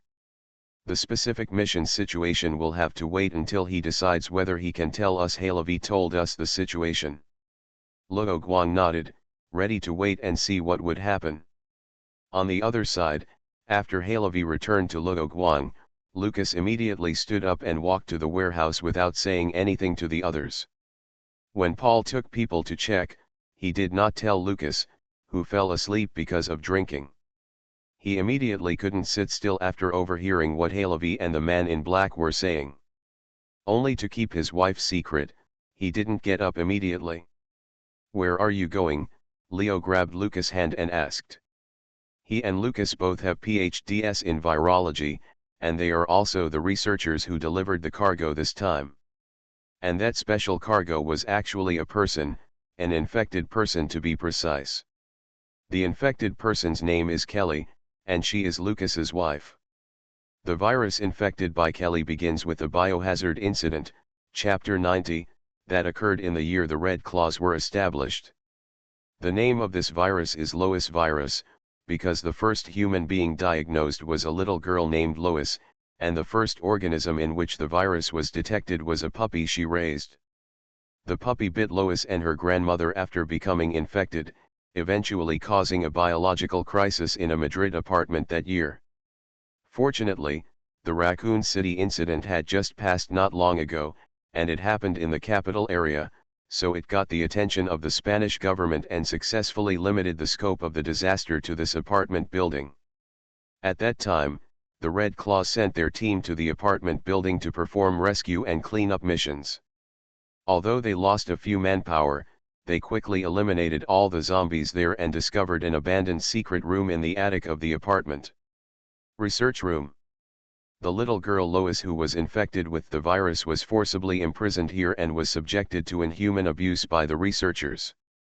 According to the research data there, this virus will end the life of the infected person within 1 to 2 hours, and then completely repair all the major organs in the infected person's body within 3 hours to 5 times depending on the individual's constitution, allowing the infected person to be resurrected. Mutate into zombies. When the Spanish military officer who was accompanying him saw this situation, he was worried that this was a good thing done by his country's Z government and would cause a scandal, so he forcibly took over the operation and let the Red Claw troops leave first. What happened next was like many movies. After the Z government took over, it did not destroy the virus samples and materials in the laboratory. Instead, they packed them all and moved them to the research institute in their own country for research. And the National Research Institute had a biochemical virus leak this year, which infected most of the people in a small town. Later, Tanya took the 7th team of GIMZ to solve the problem. Spain was worried that the leak would be known to the FBC and BSAA, so it commissioned the unofficial GIMZ unit. The topic returned to the special cargo of this flight, the person named Kelly. She was a resident of the small town and a family member of the Lucas researcher at the institute. Kelly had been bitten when Tanya and the others discovered her.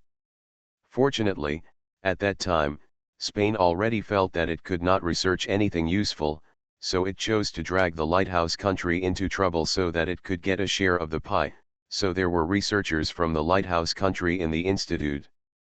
Just when Lucas was helpless, researchers from the lighthouse country proposed using freezing methods to try to slow down Kelly's mutation speed. That's why Paul said that if it weren't for them, Kelly would have died long ago. Here they do not refer to these CHs, but to the lighthouse countries. But this is not the reason why Kelly has become so important, but because researchers from the lighthouse nation discovered that all the organs in Kelly's body that had been damaged by the virus in the frozen body were restored, but there were a large number of them in those organs. Lois virus exists. Based on this situation and previous research data, the researcher proposed a bold assumption that this virus can bring people back to life. This chapter is not over yet, please click on the next page to continue reading. If the research is done properly and the side effects of its mutation into zombies are eliminated, then organ transplant surgery will become history in the future, because relying solely on the Lois virus can solve most organ diseases, delay the average human lifespan, and even allow humans to completely get rid of natural death. The researcher who discovered this situation and proposed the hypothesis did not make it public, so there is now this special cargo being transported to the lighthouse country. Lucas was stopped by Leo, and he shook off the other's hand and turned to leave, but was stopped again by the agent left by Paul. Get out of the way. I want to go to the cargo hold to see the situation because Halevi had already talked about the matter. Lucas did not intend to continue to hide his inner anger. No, it's useless for you to go there now. Can you fight or resist? One of the agents was already very unhappy with him and mocked him. Leo pretended not to know that he was mocking him and persuaded him, he is right. We can't help now, so let's not go and make trouble. Kelly is not your wife, of course you are calm, Lucas said angrily. It was the first time that Leo found that his colleague was such an uncalm person, but the other party was right, which made him speechless. But the CIA agent did not indulge him. Another agent directly stabbed Lucas and made him unconscious. Hey, aren't you afraid that you will kill his mother if you hit him too hard? The agent who had spoken mockingly before was surprised. After the agent who used the knife put Lucas on the chair and fastened his seat belt, he said, "The situation is not good, and we can only use extraordinary means." On the other side, Lucas' colleague Leo nodded when he heard this, and did not stand up for Lucas. He was a little reluctant to indulge Lucas. The cargo hold is at the bottom of the plane. It can only be accessed through the door on the floor and then climbed a vertical staircase. Just as Paul and his team were passing by, they happened to meet two people in maintenance uniforms standing next to the cabin door on the ground, one of whom was holding the door handle. "Stop, don't move." Paul didn't care about the guests around him and directly pointed his gun at the other party. CIA business, however, the two teammates behind him shouted loudly at the same time, calming the other passengers, and it was considered that there was no panic. This was only temporary. Even though the seat belt indicator light was still on, many people resolutely decided to unbuckle their seat belts to avoid danger later. The two people in maintenance uniforms did not resist, raised their hands, and asked carefully, "What are you going to do?" "I'm asking you this, what are you doing?" Because Paul couldn't tell whether the two were preparing to go down or just left the cargo hold, he asked this question. It's like this," the captain said. "There was a problem with the plane and asked us to check it out," one of the maintenance workers replied. "Why don't I know about this?" Paul suspected that the other party was lying. The captain sent someone to the cargo hold, and it was impossible not to tell him. "I don't know what's going on either. We just do what the captain says." The maintenance worker looked innocent. "You two go and tie them up for investigation," Paul said, holding a gun. Although he was not sure if it was a misunderstanding, he still controlled the other party first and then confirmed the situation in the cargo hold just in case. This was the safest plan. "Wait a minute, we didn't do anything bad. We just plan to fix the problem with the plane. You tying us up for interrogation will only delay the time for the plane to be repaired. The weather is very bad now, we can't delay." The maintenance worker, who looked more stable, tried to mobilize all the passengers to put pressure on the CIA. When the passengers who didn't care about it heard this, they immediately stood up and said that the safety of the plane was the top priority and you couldn't use your privileges. Paul looked unhappy, but he also knew that the safety of the plane was the most important thing. Otherwise, what could he do if he caught the enemy? Die together? "You go down first, and then we will take them down to check together." Paul decided to let an agent stand by below, and then he and another agent would escort the two down. Seeing that Paul, the CIA, had given in, everyone felt a sense of pleasure in overthrowing authority and couldn't help cheering. These two maintenance workers were the ones who had dealt with the guards and pried open the special cargo box. According to the original plan, they were going to wait in the toilet of the economy class until their bodies were about to mutate and then come out to kill, but plans couldn't keep up with changes. They ran into the CIA group as soon as they left the cargo hold. So the one with a better brain and a more stable personality immediately changed the plan and planned to solve the obstacles to Paul's plans while his mind was still clear. But they didn't plan to follow Paul and the others down. He said with a frightened face, "I won't go down with you. Who knows if you will do something to us after going down?" Another maintenance worker immediately agreed, "That's right, we are going to repair it.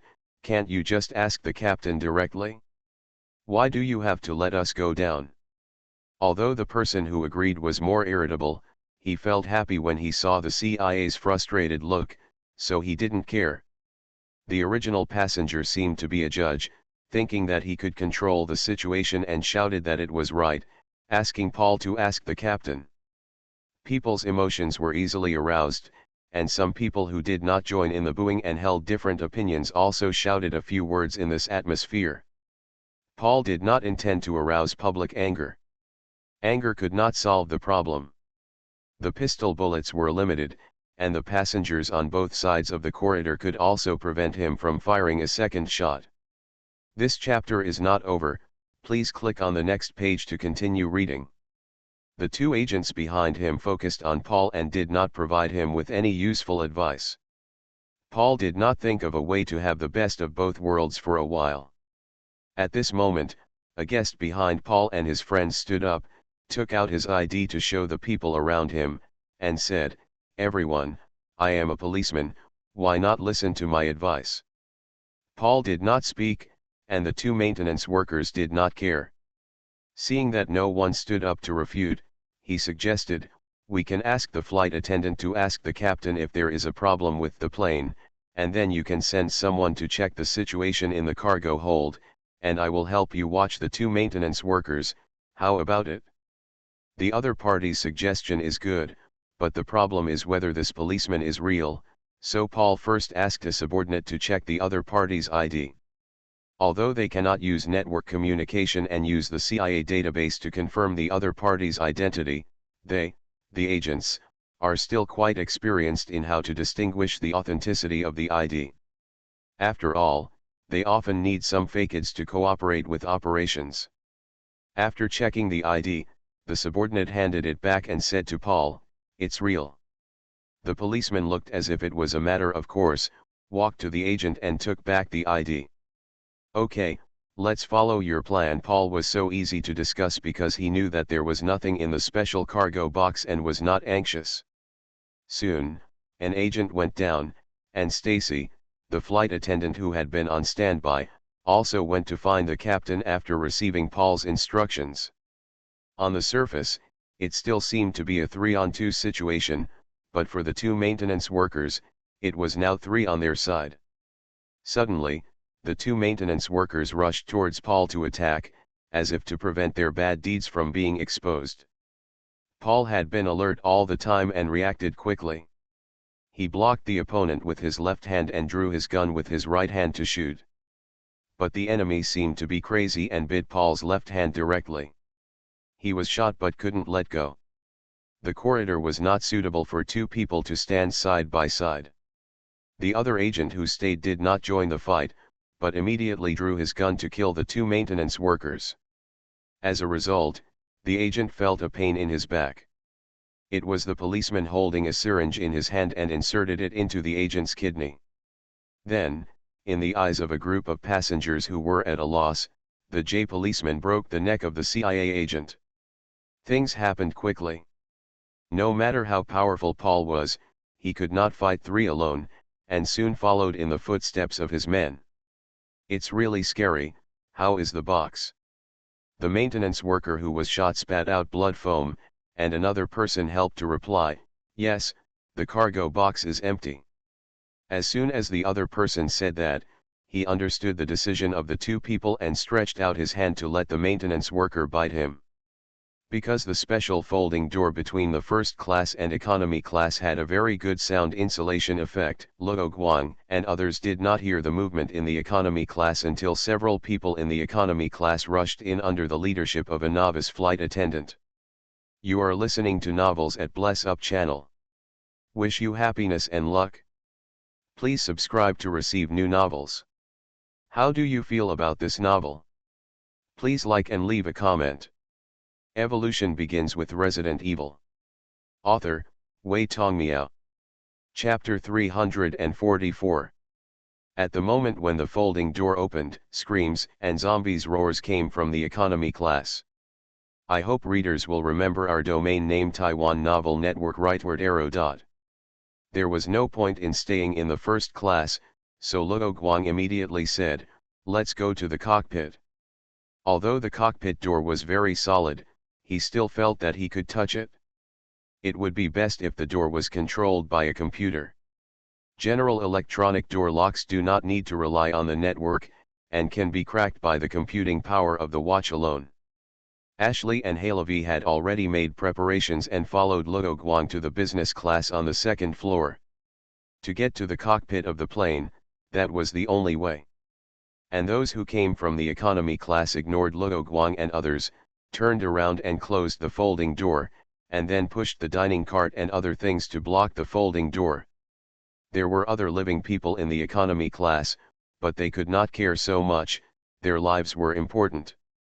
As soon as Luo Guang and his team went up, they saw the attackers attacking other passengers like zombies. These attackers from the mysterious force were not completely mutated, but they did not use weapons, but only relied on their teeth to attack, as if imitating zombies. Unlike below, there was not much place to run in the business class, and it soon became a mess. Luo Guang took Ashley and Halavi to the tea room in the business class to avoid the chaotic crowd. He carefully checked whether there were any special identification marks on the attackers, but unfortunately he found nothing in the end, and there were no obvious markings on the enemies. These attackers did not prepare markings, because they were familiar with every comrade who was about to die. They were basically dead soldiers. From the moment they got on the plane, they knew that their lives had entered the countdown and there was no possibility of survival. Suddenly, a sound came from a large cabinet in the tea room. Halavi immediately pulled out his pistol and pointed it at the cabinet, shouting, "Who's there? If you don't come out, I'll shoot you." "Don't shoot. I'm Emily, the flight attendant on the plane." Emily immediately pushed open the door and squatted out. "What happened?" Halavi habitually asked, trying to get more information from the other party, but in the end she didn't get much useful information. Because Paul went to the cargo hold to check and didn't go to the cockpit to find the captain, Emily went there in vain. But she thought that since she was here anyway, she asked the people in the business class what they needed, and planned to take care of the passengers here, and then go down to exchange with Anna. As a result, just as she was preparing the midnight snacks needed by the passengers in the food and water room, the attackers began to attack other passengers, and directly scared Emily to hide in the cabinet. "This is troublesome." Halavi had just finished a sentence when he heard Ashley ask, "Aren't we going to save them?" Luo Guang didn't say anything, but was thinking about the legal issues of his actions. He said, "Those people are not zombies, they just pretend to be zombies. Those passengers can actually subdue them, but they were afraid of zombies so they couldn't resist effectively." After that, he sorted out the guns on his body and added, "I'll stop the situation. You stay here and don't get involved." As he said that, Luo Guang raised his two big fists and roared, "They are fake zombies. I knock them out, and you find something to tie them up." He rushed into the chaotic crowd like a god of war and forcibly suppressed the chaos. The attackers were not afraid of death. Seeing someone actively approaching them, they would not refuse anyone and rushed directly to Luo Guang, wanting to bite him. But just when he got close, the attacker was knocked to the ground by Luo Guang and knocked unconscious. Some passengers saw him stand up and also mustered up the courage to resist, and some actually succeeded in suppressing the attackers. The chaos was soon quelled, and the attackers were tied up with belts, ropes, and other things, but Luo Guang knew that the trouble was just beginning. Because he was worried about one thing. If the purpose of these attackers was to hijack the plane, there was no need to pretend to be zombies and bite everywhere. This shows that they must have a special reason for biting, and Luo Guang guessed that it was to spread the biochemical virus. After all, these attackers just haven't mutated yet, which doesn't mean that there is no virus in their saliva.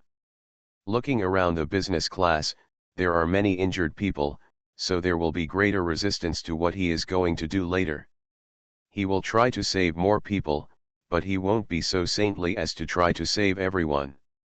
Because he just exerted a powerful force, after he said quiet, the others immediately stopped talking and their actions and focused their eyes on him.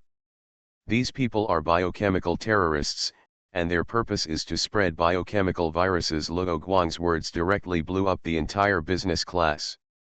Some people who were smarter and not bitten immediately turned their attention to the people around them who were bitten. "But didn't you just say they were fake zombies?" a normal person who was bitten immediately asked back. "Just because they are now doesn't mean they won't be in the future. Look for syringes or something like that in their seats. Those who are guarding the terrorists should search their genitals." Luo Guang didn't know whether they had discarded the syringes somewhere else. If they found the syringes, it would be fine. He was afraid that they had injected the virus before boarding the plane. However, if this is the case, The incubation period of the virus is also quite long, and these passengers can be quarantined after landing. I just don't know if those who haven't been bitten can accept those ticking time bombs being in the same room as themselves. This chapter is not over, please click on the next page to continue reading. Luo Guang didn't worry, the syringes of these terrorists were quickly found.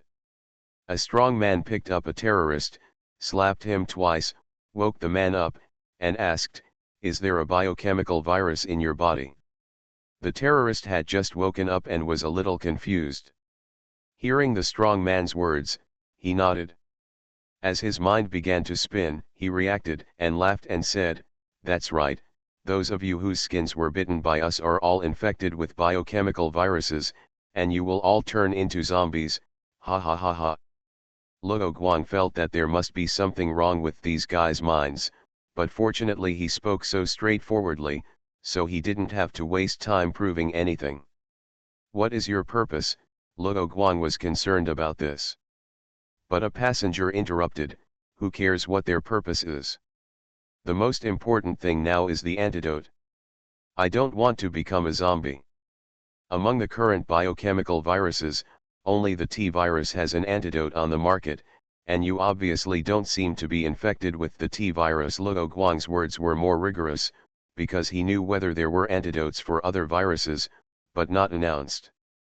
One bitten passenger refused to give up and said, "Who do you think you are? Do you know much about those biochemical viruses?" He, but he is right, there is no antidote for this virus." After speaking, he ignored those angry people, looked at Luo Guang, and asked, "You know a lot, who are you? Answer my question, and then ask me about my identity." Luo Guang was worried that the other party would suddenly mutate. In that person's view, Luo Guang and everyone on the plane were destined to die. Instead of dying like this, it was better to spread their beliefs. Don't let those ignorant people think of yourself and others as those terrorists. Since the other party asked, the terrorists said bluntly, "Our organization has only one purpose, to break the class solidification of the world and prevent resources from being in the hands of a few people." This guy couldn't write what he said next, and the more Luo Guang listened, the more he felt that he was extreme and actually tried to use biochemical viruses to reshape the world order and redistribute the cake. Before, he was thinking about how someone could be so stupid as to destroy the world to build a new one, but now he encountered it. Moreover, this guy is more fanatical than the Illuminati believers who are controlled by parasites. It seems that he can overcome the fear of death instinct by relying on his own will alone. As he spoke, he regarded this as a speech. Unfortunately, the people around him were all business class people, usually people with some assets. They have worked so hard to earn such a small amount of property, but they cannot bear the slightest impact. If these biochemical terrorists really intend to use the biochemical virus to disrupt the order of today's world, they will definitely be the first batch of people to be swept up by the great changes of the times. So those people immediately criticized these biochemical terrorists verbally, but the other side had the style of fighting alone against a group of scholars, and both sides did not give in. "Okay, why are you arguing?" Luo Guang didn't wait for the passengers to punch or kick the biochemical terrorists, but directly interrupted, "The question now is, what should you do with the people who were bitten? Let me put it bluntly, it's best for you to isolate yourself and don't force me to use it. The problem is solved by force, which makes everyone look bad." He could analyze the viruses used by terrorists and create special vaccine viruses to accurately disinfect the unknown viruses, but this would expose his abilities, so he did not take action. The passengers in the business class were stunned when they heard Luo Guang's words. There was a moment of silence, and the only thing left in the cabin was the ridicule of the terrorist. "What will happen to me, us, next?" a woman lowered her head and asked pessimistically. "If you are lucky, you are not infected and you are all fine, or the incubation period is relatively long and you have not mutated after the plane lands, and then you can develop inhibitors or antidotes during this period." Luo Guang glanced at the business class screen, clicked a few times and continued, "There are still 4 hours until the scheduled landing time." He. As soon as Luo Guang finished speaking, the terrorist changed his tone of laughter. Luo Guang didn't show any anger because of this, and asked calmly, "Why are you laughing?" "It's nothing, but you didn't think you would land in Washington, right? The positioning map is just showing the video we prepared. The plane's current destination is New York, the most populous and financially developed city in the Lighthouse country, and also the Wall Street location." Halevi, who heard this not far away, felt that he was in big trouble. He immediately took out his mobile phone and prepared to call his superiors. However, there was no signal here, and her mobile phone was not a satellite phone. She couldn't help but feel anxious. If the plane crashed in New York, the loss would be huge. "Do you want to call 911 and have the plane crash in New York?" Luo Guang pretended to be surprised. The other party enjoyed the pleasure of shocking the enemy. Although he didn't know what 911 meant, he still said, "This was originally the plan, but the CIA played a trick on us. There is no biochemical virus stored in the cargo hold. Originally, they wanted to open the cargo hold in mid-air and throw the biochemical virus into New York City, thus trying to trigger a biochemical crisis and shift the responsibility to the CIA. Now that the situation has changed, Plan B can only be adopted, which is to make an emergency landing in New York City and then release the passengers who mutated into zombies to spread the biochemical virus." The terrorist was not stupid enough to reveal his plan for this operation, so after saying what he just said, he stopped talking, as if he didn't want to say anything anymore. This chapter is not over, please click on the next page to continue reading. Upon seeing this, Luo Guang first picked up the cell phone belonging to Organization X, quickly took a few photos, typed the situation into a draft email, and then sent it out. Although the satellite signal is not good due to the storm, the transmission will be successful sooner or later. This matter was of great importance. Since he had channels, he would send a message directly to President Graham. Halevi was surprised, "Does your phone work?" After Luo Guang got the satellite phone, he studied the application scenarios. Moreover, this satellite phone was the masterpiece of Organization X, and the signal was much stronger. That's why he chose to send information via text message. As soon as there is a signal, the email will be sent automatically. Satellite mobile phone. It will be affected by heavy rain, but there is still signal. Luo Guang replied casually and continued, "I sent a message to the president. We should not be shot down by missiles for the time being." After changing the title of the text message, Luo Guang sent the same information to Susanna, his liaison in Organization X. The reason why it was not sent directly to Simmons was because it had nothing to do with Ada. As for why it was sent to the president first and then to Organization, Luo Guang didn't dare to bet that Simmons wouldn't sacrifice himself because he was an expert in capturing Ada, so he went to the president to contain Organization X. "Let's quarantine." Just when Luo Guang was about to take people to the cockpit, a passenger said. Someone took the lead, and the others who were bitten nodded. Luo Guang took a look at the people who were bitten and understood why most people chose to be quarantined voluntarily. Although it was business class, half of the people were traveling as a family or as a couple. They all stood in the way of their loved ones when the terrorists launched the attack, so they were bitten. Now, too, they are willing to self-isolate to protect their loved ones. Where is the best place for us to quarantine? Down below, by the way, wasn't there an attack down below? Yes, and the economy class has probably been destroyed. Some people who escaped are blocking the first-class cabin now. If you are isolated, you may be able to exchange with the people below. Of course, this is just a suggestion.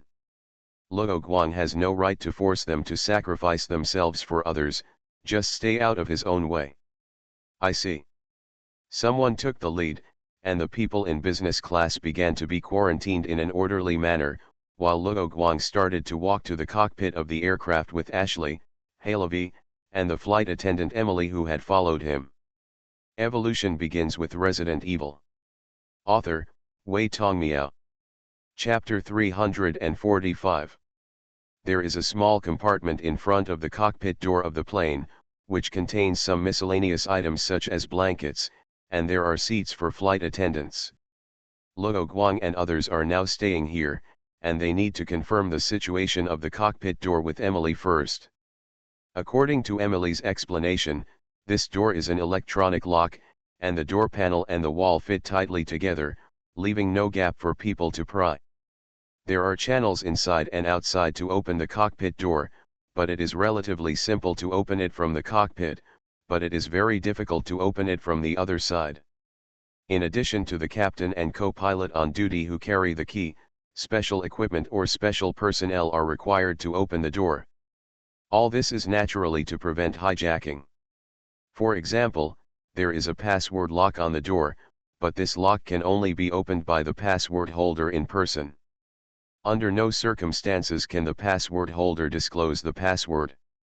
In addition, because it is an electronic lock structure, in order to prevent power outages from locking people in, the door can also be forced to open by power outages. Luo Guang can fly a plane, but he can't build a plane. He doesn't know how to cut off the power of the cockpit door while keeping the power of the entire plane. The database on the system side also did not have data on this type of aircraft, so it was of no help. Halevi suddenly thought of a question and asked Emily, "Has anyone else entered the cockpit?" Emily recalled the situation and said, "According to the rules, except for me, only the maintenance personnel can enter the cockpit, but I have not brought anyone into the cockpit. When I came up to the business class before, I confirmed that it was full and there were no fewer people." Luo Guang could confirm that no one from the economy class had gone up, and only Paul had been to the first class, but he left quickly and never came back.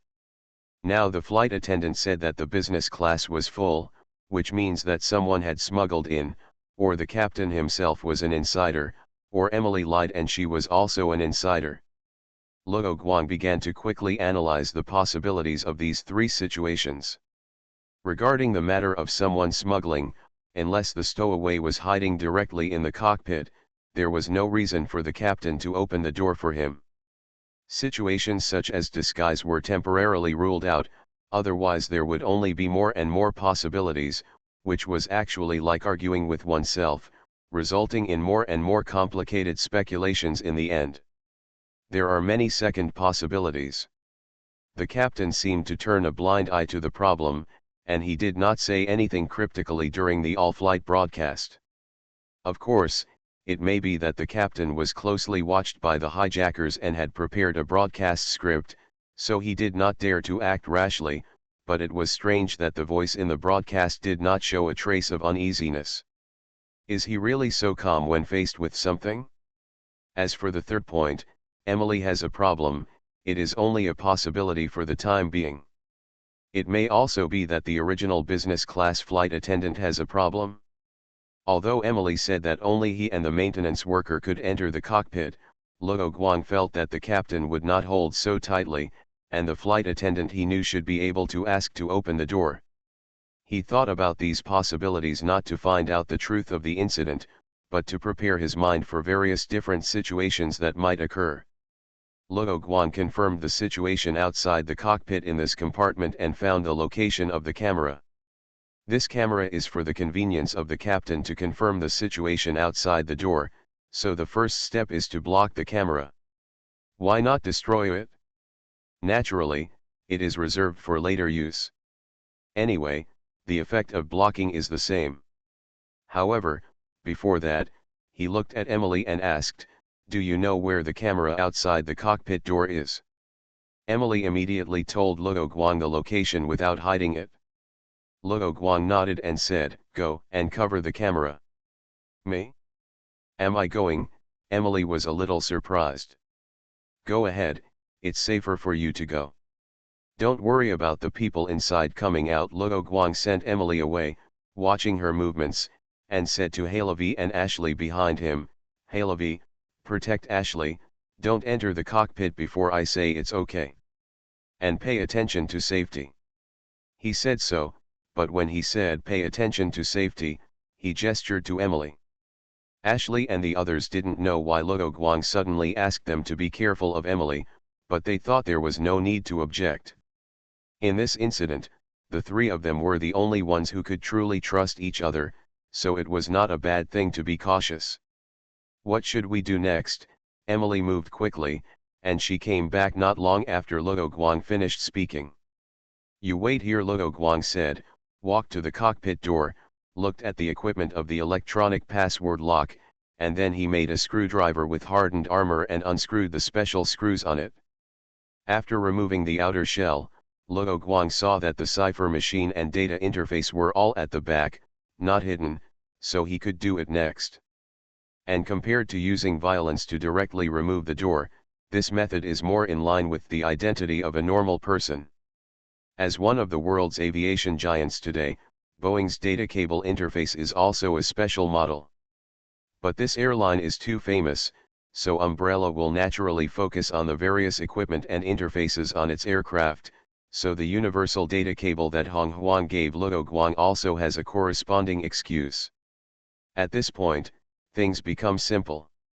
After connecting the watch and the cipher machine, Luo Guang manipulated the watch a few times, and the watch began to run and heat up, and soon the decoding was completed, but manual input was still required to open the door.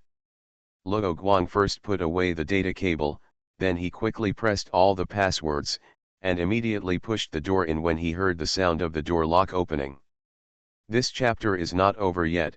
Please click on the next page to continue reading the exciting content. The people inside seemed to want to stop Luo Guang from opening the door, but their strength was too weak. Bang bang bang bang. So the people in the cockpit directly pulled out their guns and shot, but Luo Guang was hiding behind the door, so the bullets either hit the door or flew out from the crack of the opened door.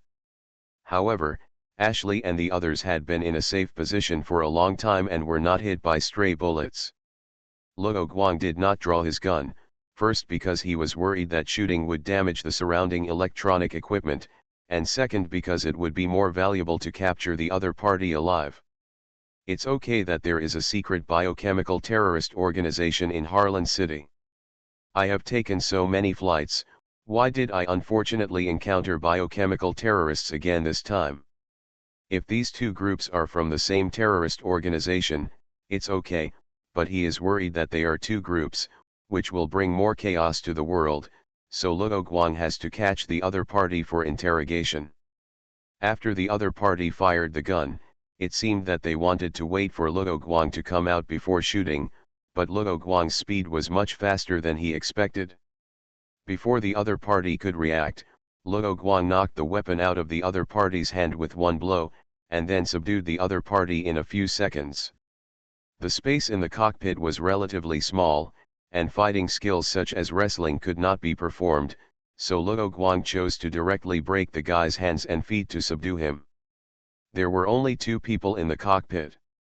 The co-pilot was tied to the co-pilot seat like a zongzi, and his mouth was sealed with tape. Luo Guang looked at the person whose hands and feet were broken.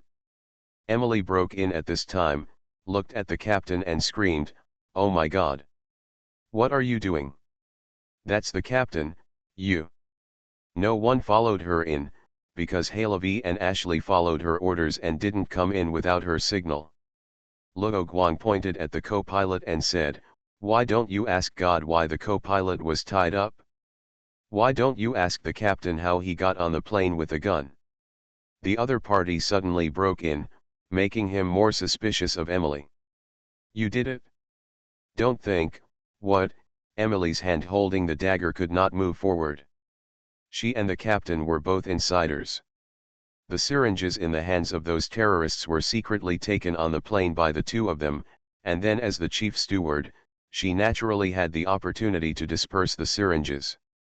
Originally, she would hide in a secret location on the plane and wait to be rescued when the incident was over.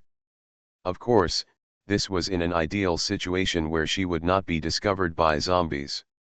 If successful, she would give a carefully prepared explanation for the incident. As the external intelligence organization of the lighthouse country, the CIA is deeply rooted and is the #1 obstacle to the development and growth of her organization.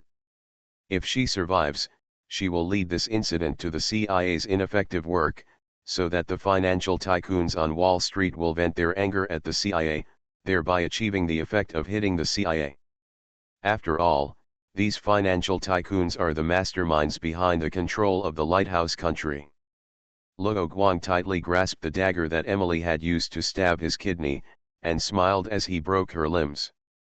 Breaking limbs while ensuring that the other person is awake is a technical job, otherwise the broken bones will pierce the skin and cause excessive blood loss, and the severe pain can easily cause people to faint or even go into shock. The co-pilot looked at Luo Guang, making a whimpering sound, as if begging him to be untied, or to let him go. Luo Guang ignored him, and was busy checking the cockpit and tying up the captain and the flight attendant with extra ropes on the ground. By the way, he gave the 2 insiders a time-limited T Veronica virus, base station version. After confirming that the rope on the co-pilot was indeed tied tightly, he took the intercom from the captain and Emily. Those insiders probably used this thing to communicate.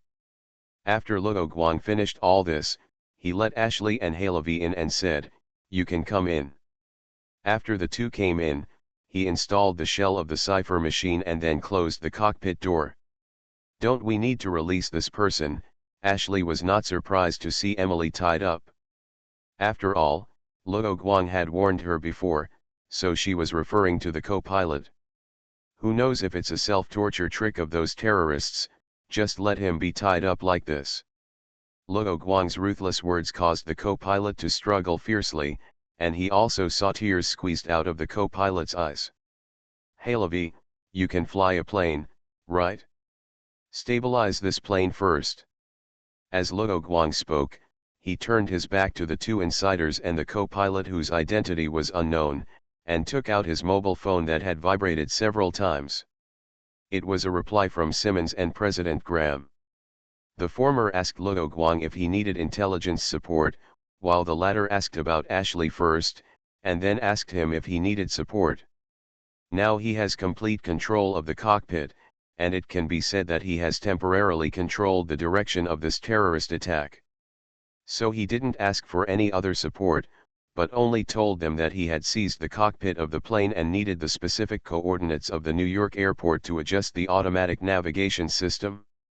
He would land there later and ask them to prepare the anti-biochemical forces and relevant law enforcement agencies. After sending the short message about the current situation, Luo Guang added a short message to President Graham saying Ashley is safe.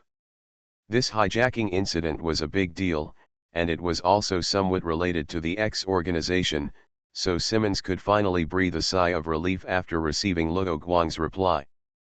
But he did not let the fighter jets on standby return to the warehouse, but began to arrange for the pickup personnel to ensure that the zombie virus on the plane would not spread and that certain evidence was destroyed in time. Originally, the captain thought that only he and the co-pilot could fly the plane, but now he knew that Halavi was an expert in flying. The plan could not keep up with the changes, and the captain felt that the plan seemed to be in jeopardy. This chapter is not finished yet. Please click on the next page to continue reading the exciting content. This is Luo Guang's intentional guidance and amplification of the captain's pessimism through hints.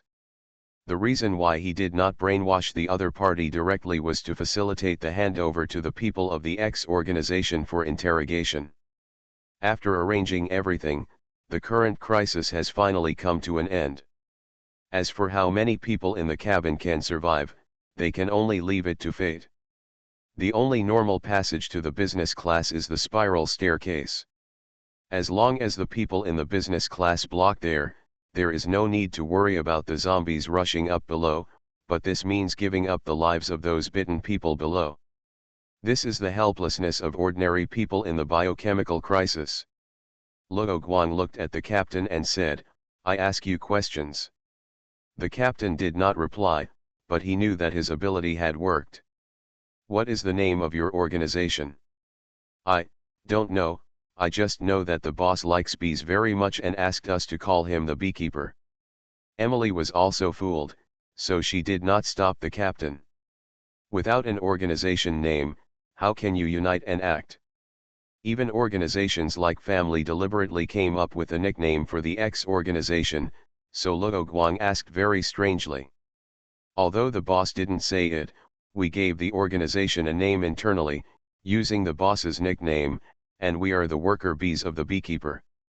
Tell me the purpose of this plan. Luo Guang then asked the captain to tell the whole story, and he also recorded it with the recording function of his mobile phone. He then asked a few more questions about beekeepers, but the other party didn't know anything, so he knocked the two people unconscious without hesitation. Fortunately, we stopped the bad guy's plan. Ashley patted her chest after listening to the other party's plan and breathed a sigh of relief.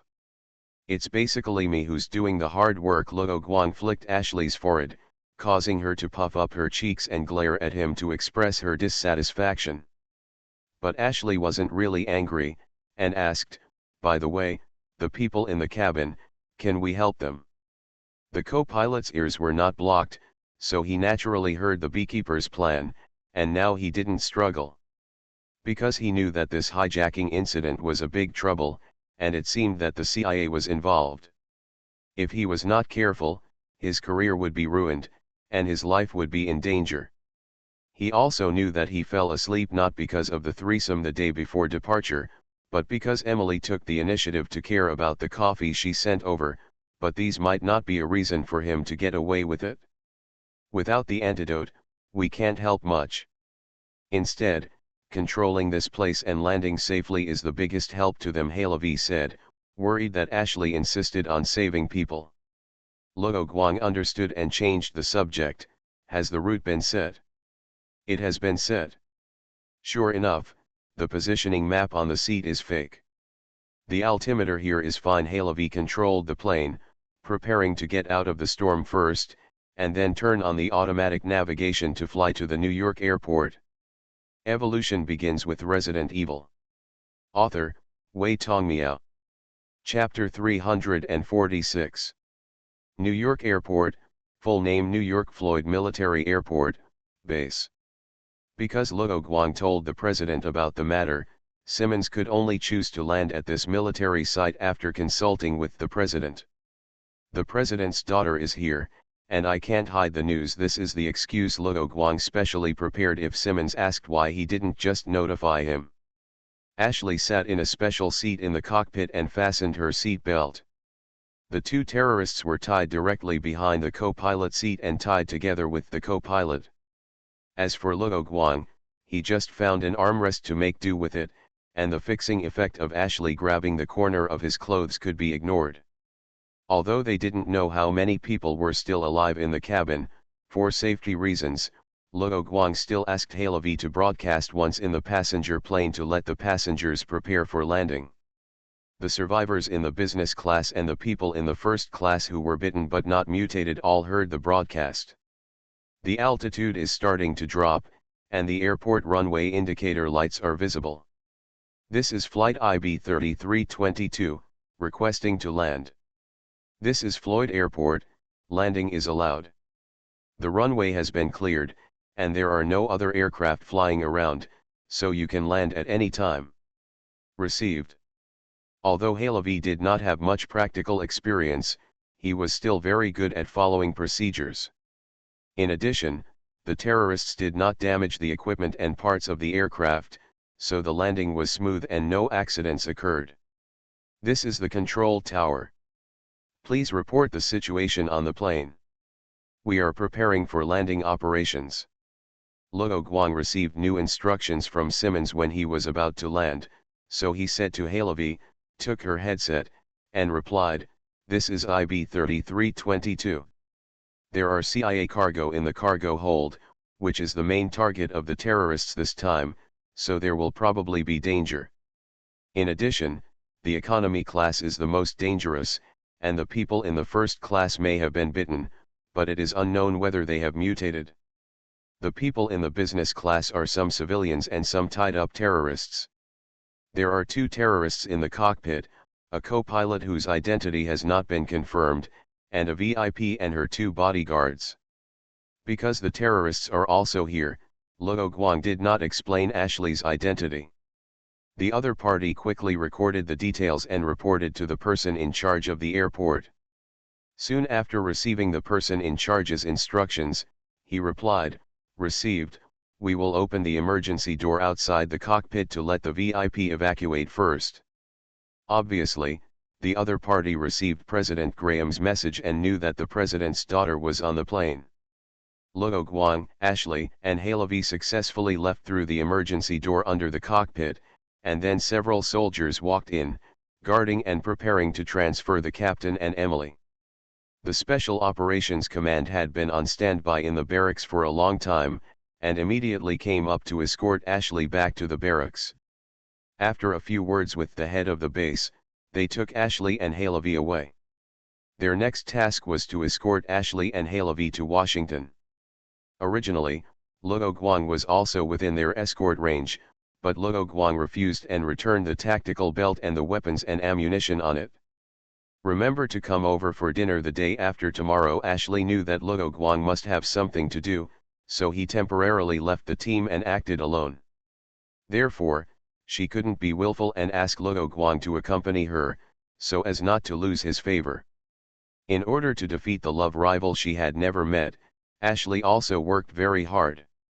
Okay, after saying that, Luo Guang waved goodbye to Ashley. Turning back to the barracks, there was another group of Special Operations Command personnel on standby. These people were arranged by Simmons to investigate the case. He had received Simmons' order and needed to cooperate with them in the investigation. The lead of the investigation was not in Luo Guang's hands, but Luo Guang was happy with it. He would not take responsibility if he could not find anything useful. "Hello, let's just chat as friends. Don't be too reserved." The person who said this was the main person in charge of the hijacking incident, named Harman Kardon.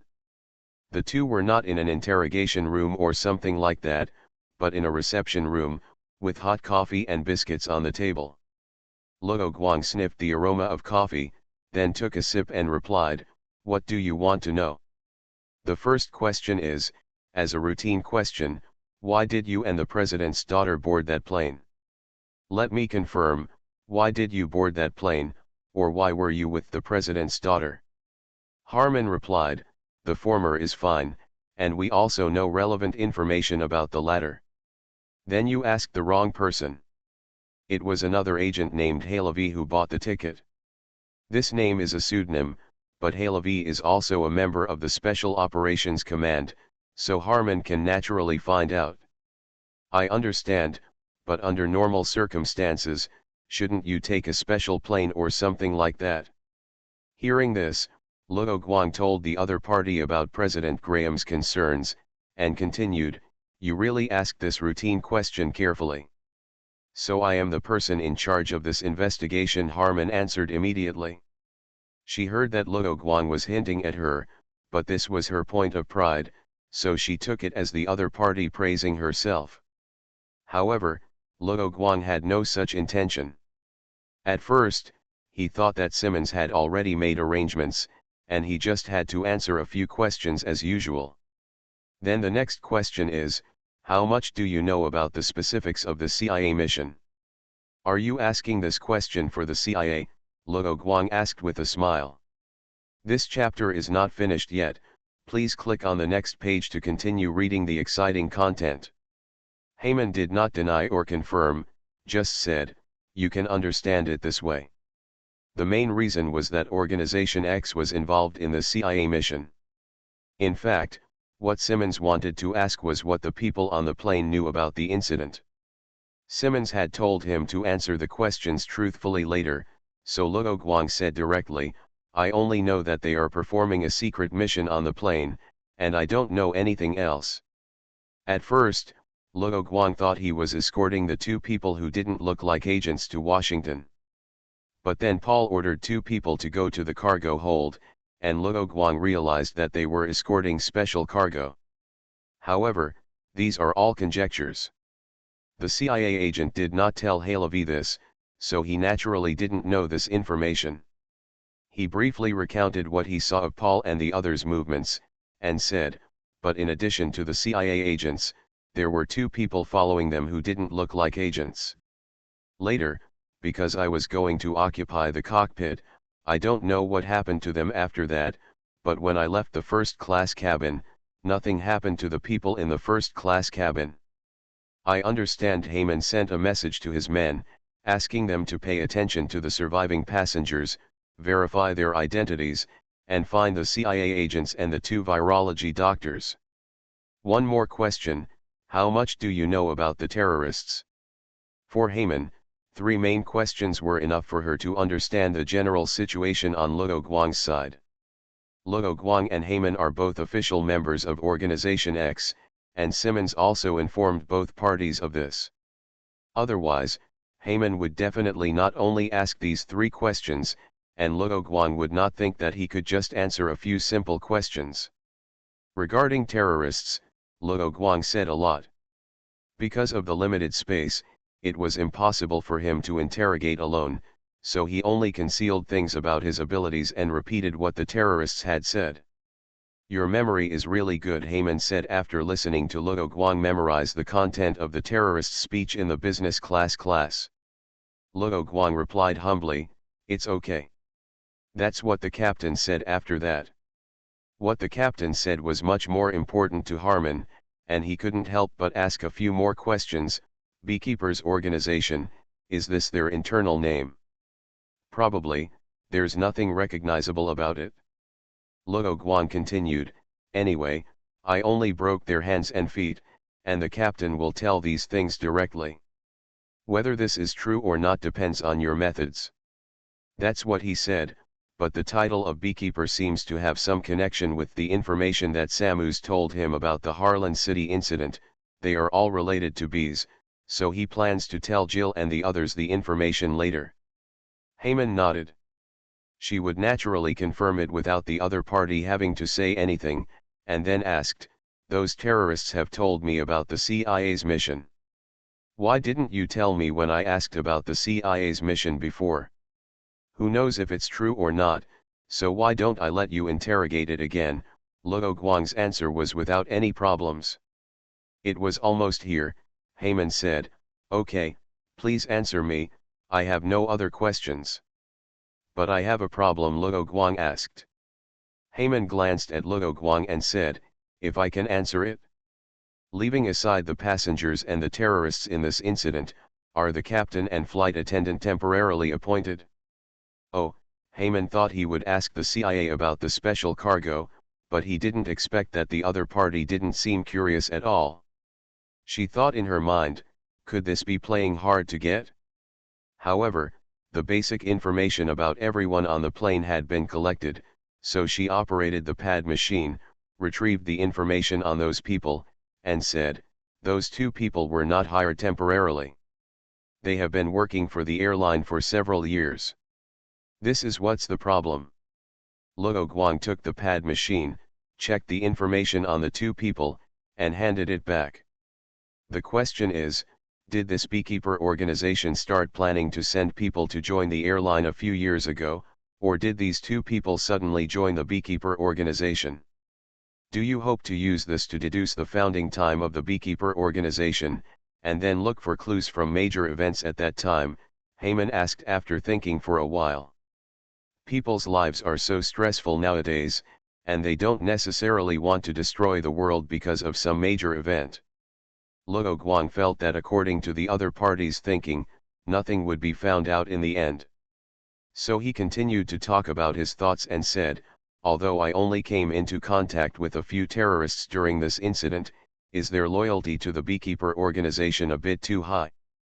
It can even be said to be a bit pathological. They are terrorists. Isn't it normal to be a little mentally disturbed? Heyman still didn't understand what Luo Guang wanted to say. To put it simply, they have a stable and arguably superior job. Why would they take such risks to do such a thing? Is there financial problems? Or other reasons? The strangers they come into contact with are the focus of the investigation. Luo Guang did not express another question in his mind. If it was just because of money, why would they choose to sacrifice their lives without hesitation? It's not easy to get a taxi at the military base, but Organization X has arranged a car for Luo Guang to use in New York. After returning safely to downtown New York, he did not go to the X organization's hotel to stay, but just parked his car at the X organization's hotel and booked a flight to Washington. This chapter is not over yet. Please click on the next page to continue reading the exciting content. Sitting in the terminal of the New York Civil Airport, he called Sams. Luo Guang asked, "How is the situation in Harlan?" "General. Most people in the civilian area have been rescued, and there are only a few local gangs left. They refused the rescue of BSAA, so we let the Turkish government deal with those guys. Then there is the Research Institute. The automatic machine guns inside caused some casualties for us, but we and the people of BSAA are fine." After a pause, Sams continued, "The next point is the key point. I don't know what happened in the Research Institute. The researchers inside were wiped out, and the data were cleaned up, resulting in us all getting nothing in the end. The most important thing is the word nothing, which means that he did a good job of destroying evidence." Luo Guang nodded and replied, "What did the investigation team say?" "They are investigating the bodies in the institute and trying to confirm the identities of the researchers. In addition, the German investigators said something that happened to be heard by our people." Luo Guang was a little skeptical whether it was really that coincidental, but he did not question it. Instead, he asked, "What happened?" "The crystal powder of the eternal virus appeared at the scene. It is not clear what it is, but judging from their expressions, it should not be able to find any information." Samus and Luo Guang, former members of the Red Claws, both knew about the eternal virus. The pile of crystal powder was left by Wang Qianglin, who was killed by the eternal virus. Although Luo Guang broke up the pile of powder, it was still discovered. However, being discovered was also within Luo Guang's expectations, so he was not nervous and said, "Well, it seems that this is a direction for investigation. But we can pay attention to the Research Institute, but don't get involved too much. After all, other forces are keeping a close eye on it." "What about the F.B.C.?" "Received. The FBC took back the hotel rooftop, but then they were attacked by the Night Demon, and they also suffered a lot of losses." "What's wrong with them?" "It's not the first time they fought the Night Demon, right? Why did they lose a lot again?" Luo Guang was a little speechless about the FBC. Wouldn't the troops that caused the world to be destroyed because of the zombie crisis in those movies and TV dramas be the FBC?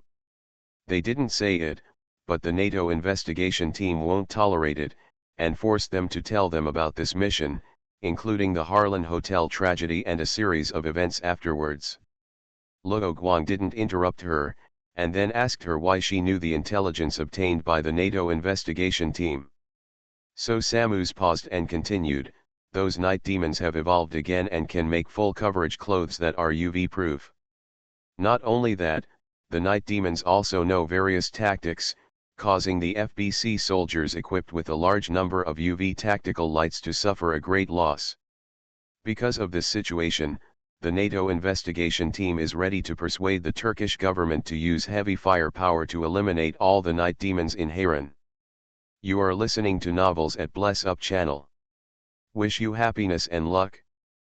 Please subscribe to receive new novels. How do you feel about this novel?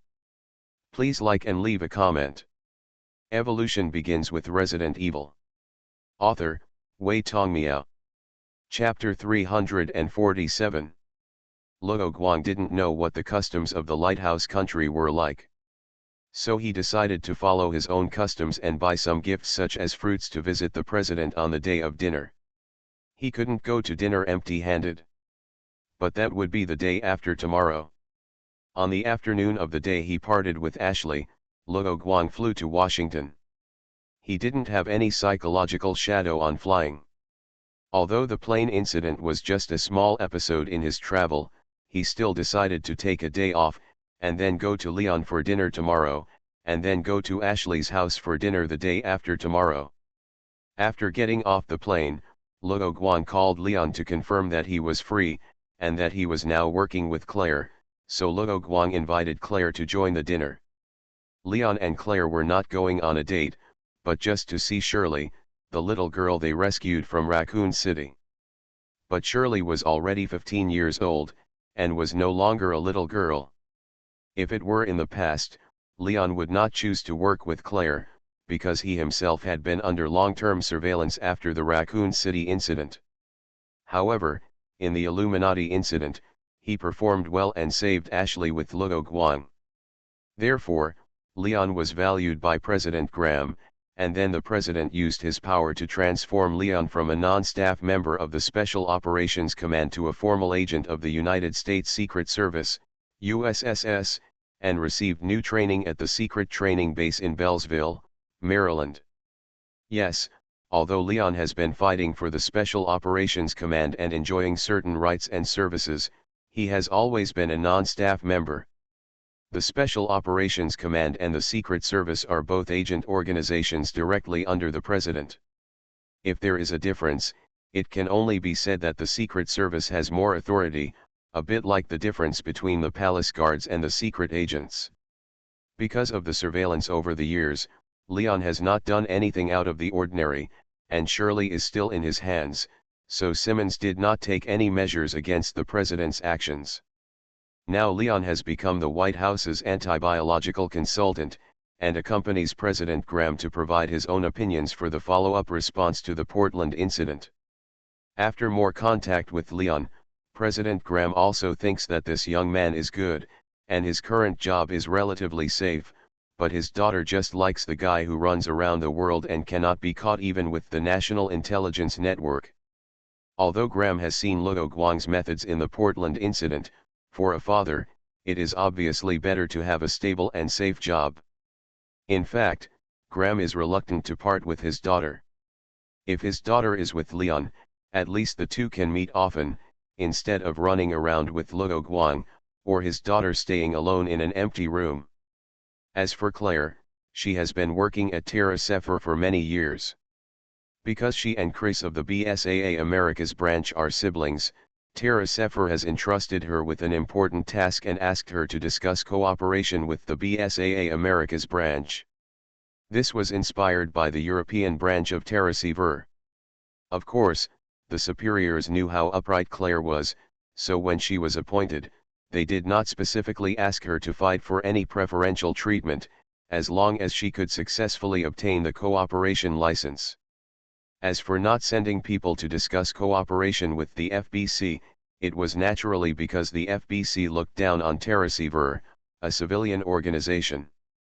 However, the two siblings were not the kind of people who would give in cooperation because of their relationship, so the two siblings often argued red in the discussion on how to cooperate, and then went to dinner together after the meeting. If the two had not reached a basic cooperation framework during the dinner, the superiors of the American branch of Terra Sephir would have doubted whether they had chosen the wrong person.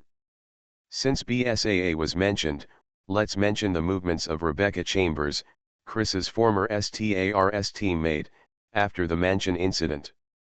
After the Mansion incident, she also joined the action of exposing Umbrella Corporation. While looking for more like-minded people, David Trapp from the Exeter branch of STARS in Maine invited her, who had experience in biochemical crisis, to go to the town of Caliban Bay in Maine to investigate. The plan was to investigate the Umbrella Research Institute there, steal the evidence of Umbrella's biochemical experiments from it, and then make it public, but unfortunately the plan failed. The Umbrella Institute destroyed itself, and the information about Umbrella's research on biochemical weapons inside was not obtained. In the end, David was infected with the T-virus and turned into a zombie. Rebecca survived, but the continuous anti-biochemical battles made her realize that she might not be as suitable for fighting as she thought, so she decided to return to school and study virology and other professional subjects related to biochemical crisis to fight various biochemical crises from the perspective of scientific research.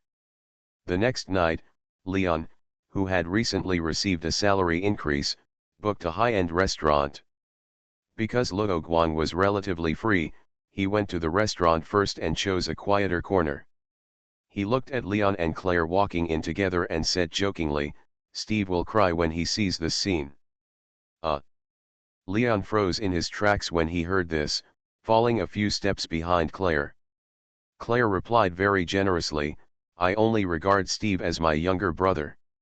This chapter is not over, please click on the next page to continue reading. "Your words are the most hurtful," Luo Guang pointed out. Leon realized now that Luo Guang knew about himself and Ada and also knew Claire, so how could he make a mistake about their relationship? As for Steve, he also saw that the young man liked Claire, and he understood why Claire's answer was the most hurtful. The two of them took their seats, ordered food and drinks, and handed the menu back to the waiter.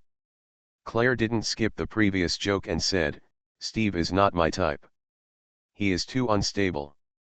I have no intention of being his nanny." "That's the old Steve, right? Chris hasn't told you about Steve recently?" "No, Claire has been busy since she finished talking about cooperation. Even if she had some free time, she would rest and not think about Steve at all."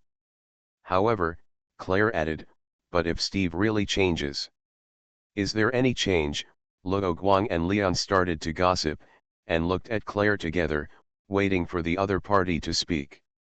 Claire smiled slightly, "That will happen in the future. I don't have time to think about it now."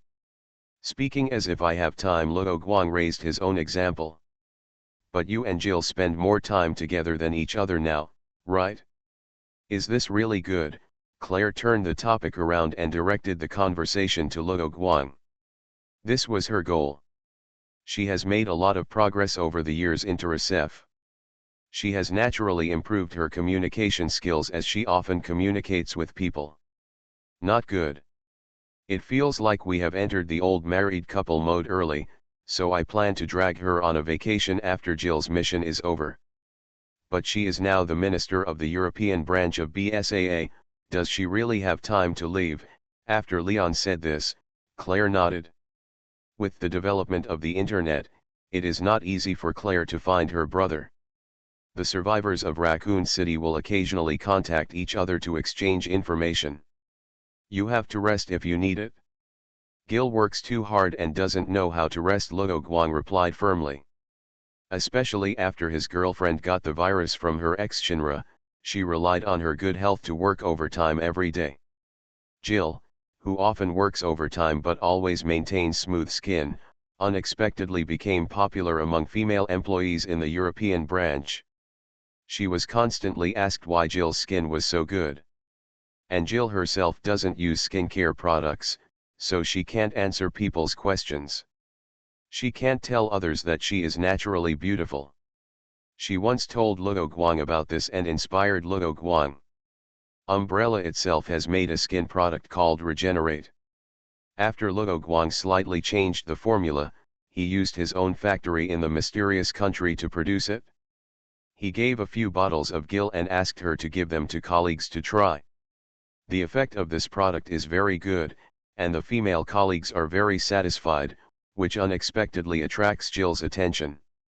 This product has not yet officially appeared on the market, so now Jill has become their only supplier. Luo Guang continued, the BSAA headquarters is also there. If you have anything to do, just ask O'Brien to help. Besides, it is no longer the time when it has just been established and everything needs to be decided by the branch director. If the European branch cannot function without Gil, then I have to wonder if there is something wrong with the system and organizational framework of BSAA. Leon laughed and said, then come on, I heard Chris said that Jill is also very stubborn sometimes, and it's not easy to persuade. My brother has the nerve to talk about Gil? He is also a workaholic. I feel like he needs a good rest. Is there a woman who will take him in? Claire thought of her brother, who seemed to often work without sleep or food. There have been no new biohazard incidents in the Lighthouse country recently, and coupled with the existence of the FBC, Chris has only recently had some time to exercise his body and keep himself in the best physical condition. Claire complained, and everyone talked about what Chris was busy with now, until the food ordered was delivered to the table.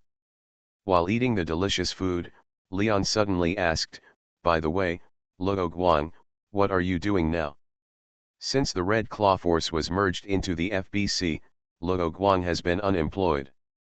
Although it was heard that he had connections with the GIMZ Force, it was said that he did not join the force.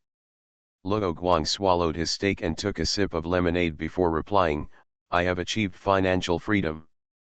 For the time being, I am working everywhere and helping wherever there is a biological crisis, such as the mission in Spain." After Luo Guang's reminder, Leon realized that the other party didn't really have no job, it was just not on the surface, so he nodded and said, "That's the case." Claire said curiously, "Spain? Mission? When did you go abroad for a mission together?"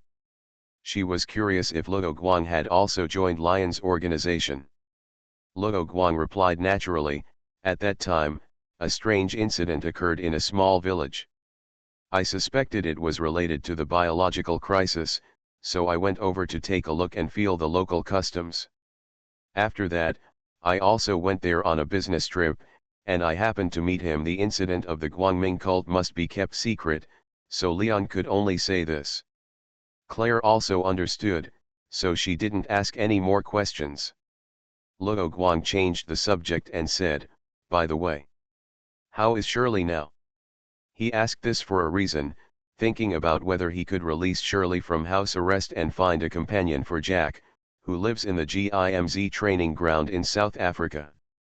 "I asked today, and the G virus still remains in Shirley's body.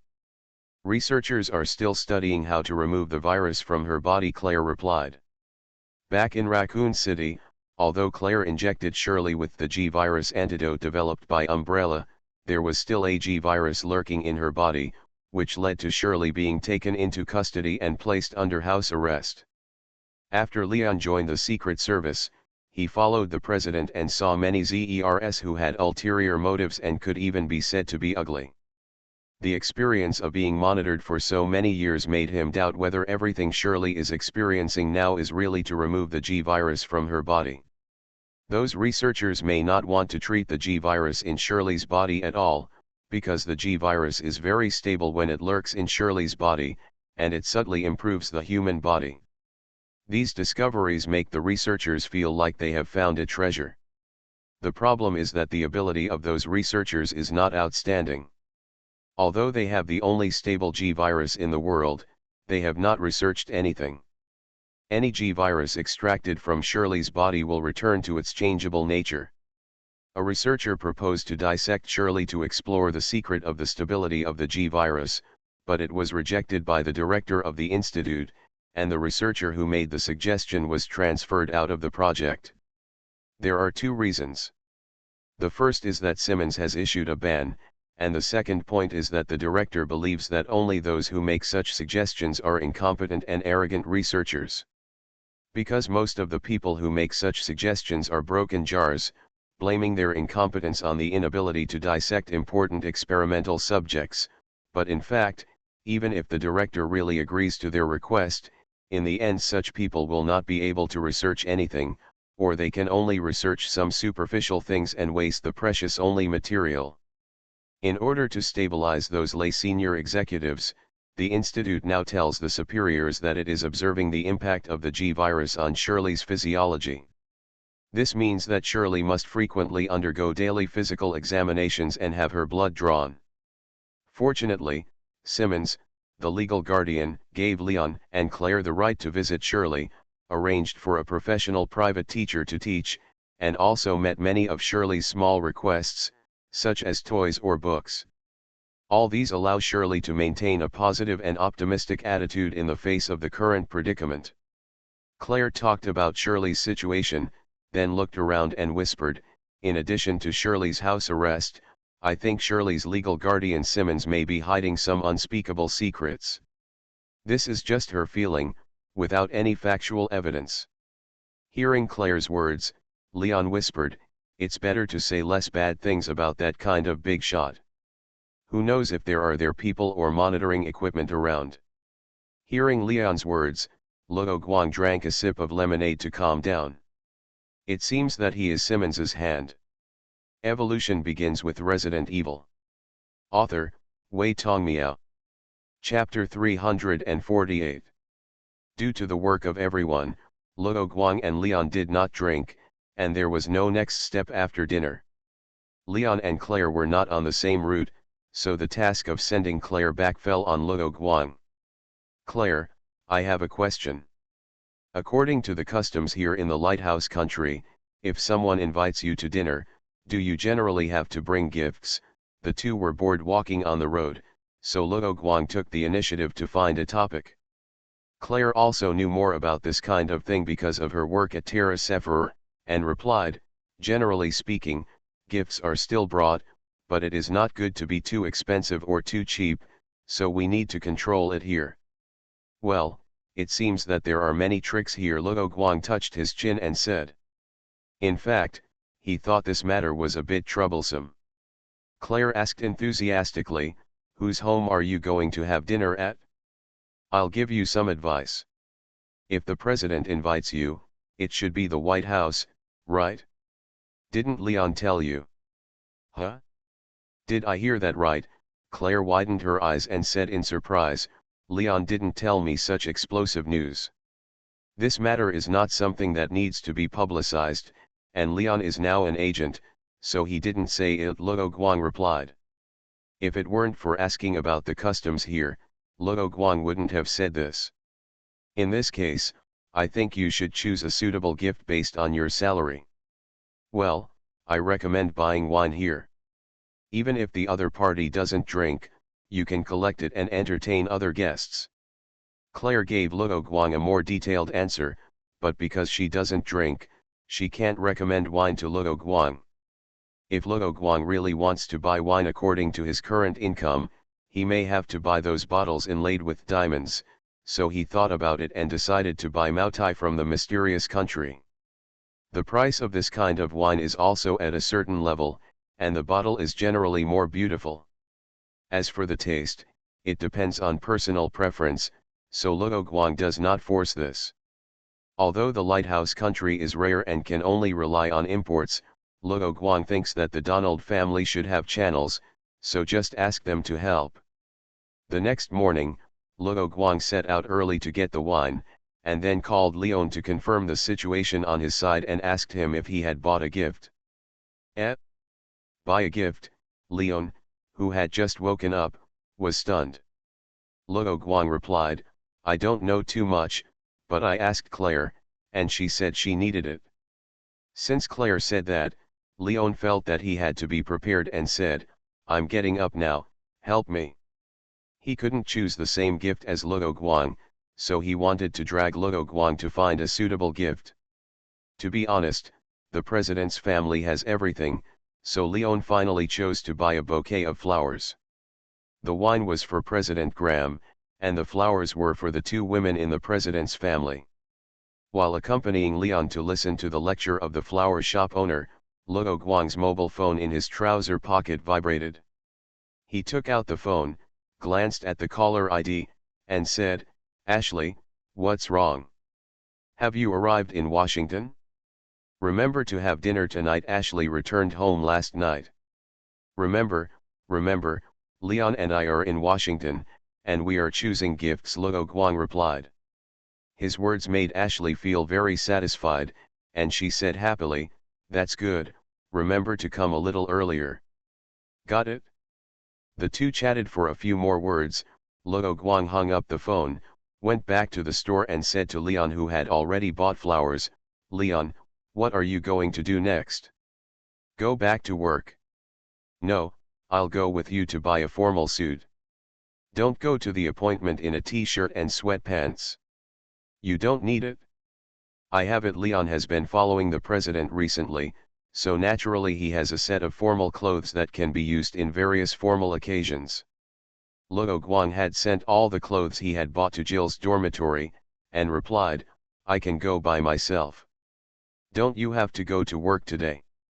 I just took a day off. All the suggestions that could be given on the Portland incident were given, and now they were just waiting for the follow-up development, so it was easy for Leon to take a day off. Okay, since Leon was so enthusiastic and it would not affect his work, Luo Guang had no reason to refuse. Around 5 o'clock in the afternoon, Luo Guang came to the door of the White House wearing a dark blue suit worth Lyon's 1-year salary.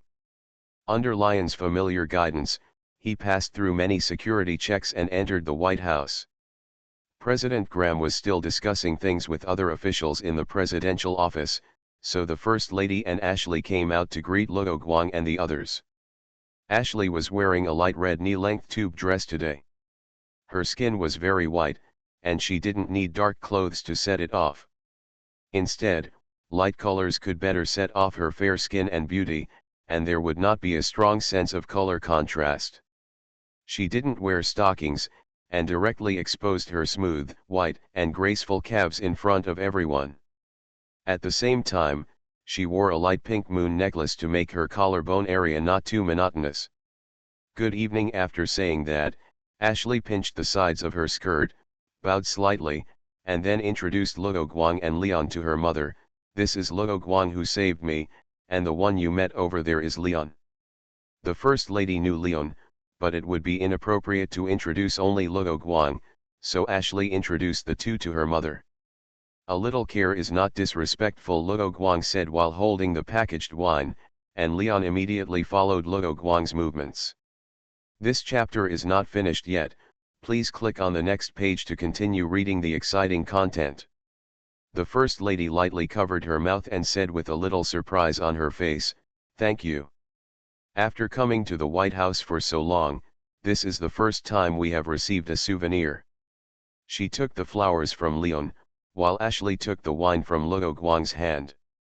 The First Lady slightly smelled the fragrance of the flowers and nodded secretly. Not everyone likes the strong fragrance of flowers. It is indeed a better choice to choose flowers that exude a refreshing fragrance, and it can also be seen that the other party has carefully selected them. Then she said jokingly, "It's a pity that the men in my family are not as careful as you, and they never gave me tweed after we got married." This kind of family topic is not easy to pick up, but Leon and the president are familiar with each other, so they took the topic. "The president will be sad for the whole day when he hears what you said, madam. It will be sad all day long," which is a hint to how much President Graham loves his family. As expected of a female killer, these words were beautifully said. Luo Guang praised Leon's words in his heart. "Mom, we are almost letting the guests in." Ashley saw that Luo Guang was a little uncomfortable with such a topic, so she immediately ended the topic.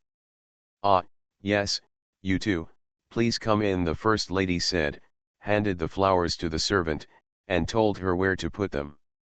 Luo Guang's wine was still held in Ashley's arms. This kind of thing had to wait for his father to decide whether to collect it or try the wine tonight. Luo Guang followed Ashley and the others without whispering to Leon, and came to the restaurant a little restrained.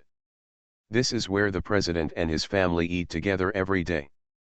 They did not choose a room such as a banquet hall. They also hoped that Luo Guang and Leon would not be too formal. President Graham arrived belatedly and said, "Sorry, I have something to deal with at the moment, so I kept you waiting." The First Lady chatted happily with Leon and said, "You have kept our two guests waiting for so long." "It doesn't matter, national affairs are the most important," Luo Guang and Leon replied in unison, not wanting to embarrass President Graham. "Don't spoil my dad, otherwise he won't know how to repent and won't eat according to the rules every day. Sooner or later he will get sick." Ashley understands her father's responsibilities, but she still wants to speak out and remind her father to take care of his health. "It's Dad's fault. I promise you will eat on time from now on. You will eat directly at the meeting. Just say it was my precious daughter who asked for it, okay?" After being tempered by recent events, Ashley has changed a lot from her previous self, so she replied, "Okay, let's do this." President Graham was stunned. If it were Ashley from before, she would definitely feel shy and embarrassed. Seeing her father's rare deflated look, Ashley covered her mouth and smiled, handed the wine on the table to her father, and said, "This is a gift from Luo Guang, waiting for you to give orders." "Oh? Show me." President Graham took the bottle, took a look at it, and said in surprise, "I seem to have drank this brand before when I visited. The taste is very different from what I usually drink. After getting used to it, it tastes rich and lingering. This wine is indeed the national wine over there." Mr. President Luo Guang nodded and replied, "Just call me Graham. Anyway, you all just call my daughter Ashley, right?" President Graham did not want to turn this meal into such a formal meal. The time he usually spent eating and chatting with his family was a rare time for him to relax. Okay, Mr. Graham. Luo Guang was a social creature before time travel, and socializing was a common thing. He felt that the other party's politeness did not mean that he could really be polite, so he still added the honorific. In this regard, President Graham did not say anything more, but he felt that Luo Guang might not be able to let go because he was nervous. Since the guests brought wine, President Graham was not polite and asked for the wine glass he brought back from the visit, and decided to drink it with the guests tonight. Everyone filled their glasses with wine, and President Graham raised his glass and said, "Thank you Luo Guang and Leon for saving my baby daughter." After the president finished speaking, he drank it all in one gulp very boldly, and then the First Lady thoughtfully filled her husband's glass with wine. There was no one else around to serve the meal, there were only the 5 of them, so they had to do the work of pouring the wine themselves. The First Lady asked, "By the way, can you tell us how you rescued my daughter?" Although she had read Leon's mission report, it was nothing compared to the description of the person involved, and the mission report also lacked the content of Luo Guang's operation. She mainly thought about whether she could learn more about the person her daughter liked from here. Things.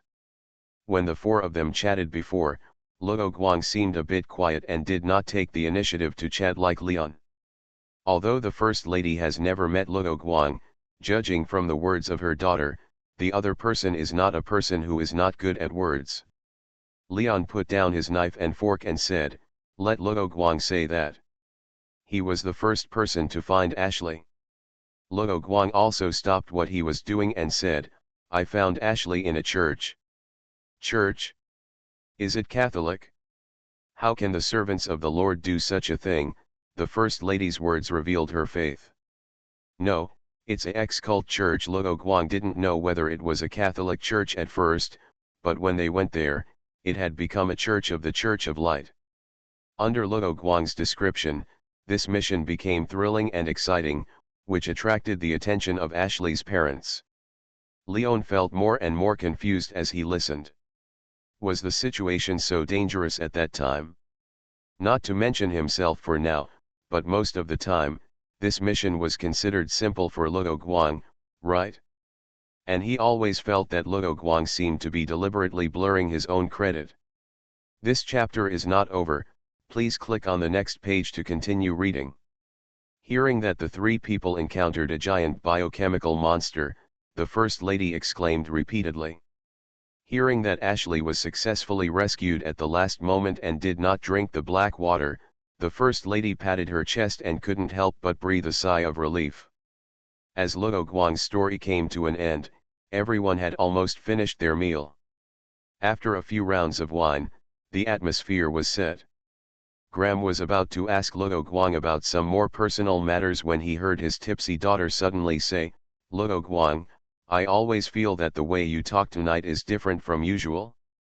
Do you dislike this kind of occasion so you do it on purpose?" If it was Luo Guang before, he would definitely complain about his embarrassing appearance in the church and the attack and rescue.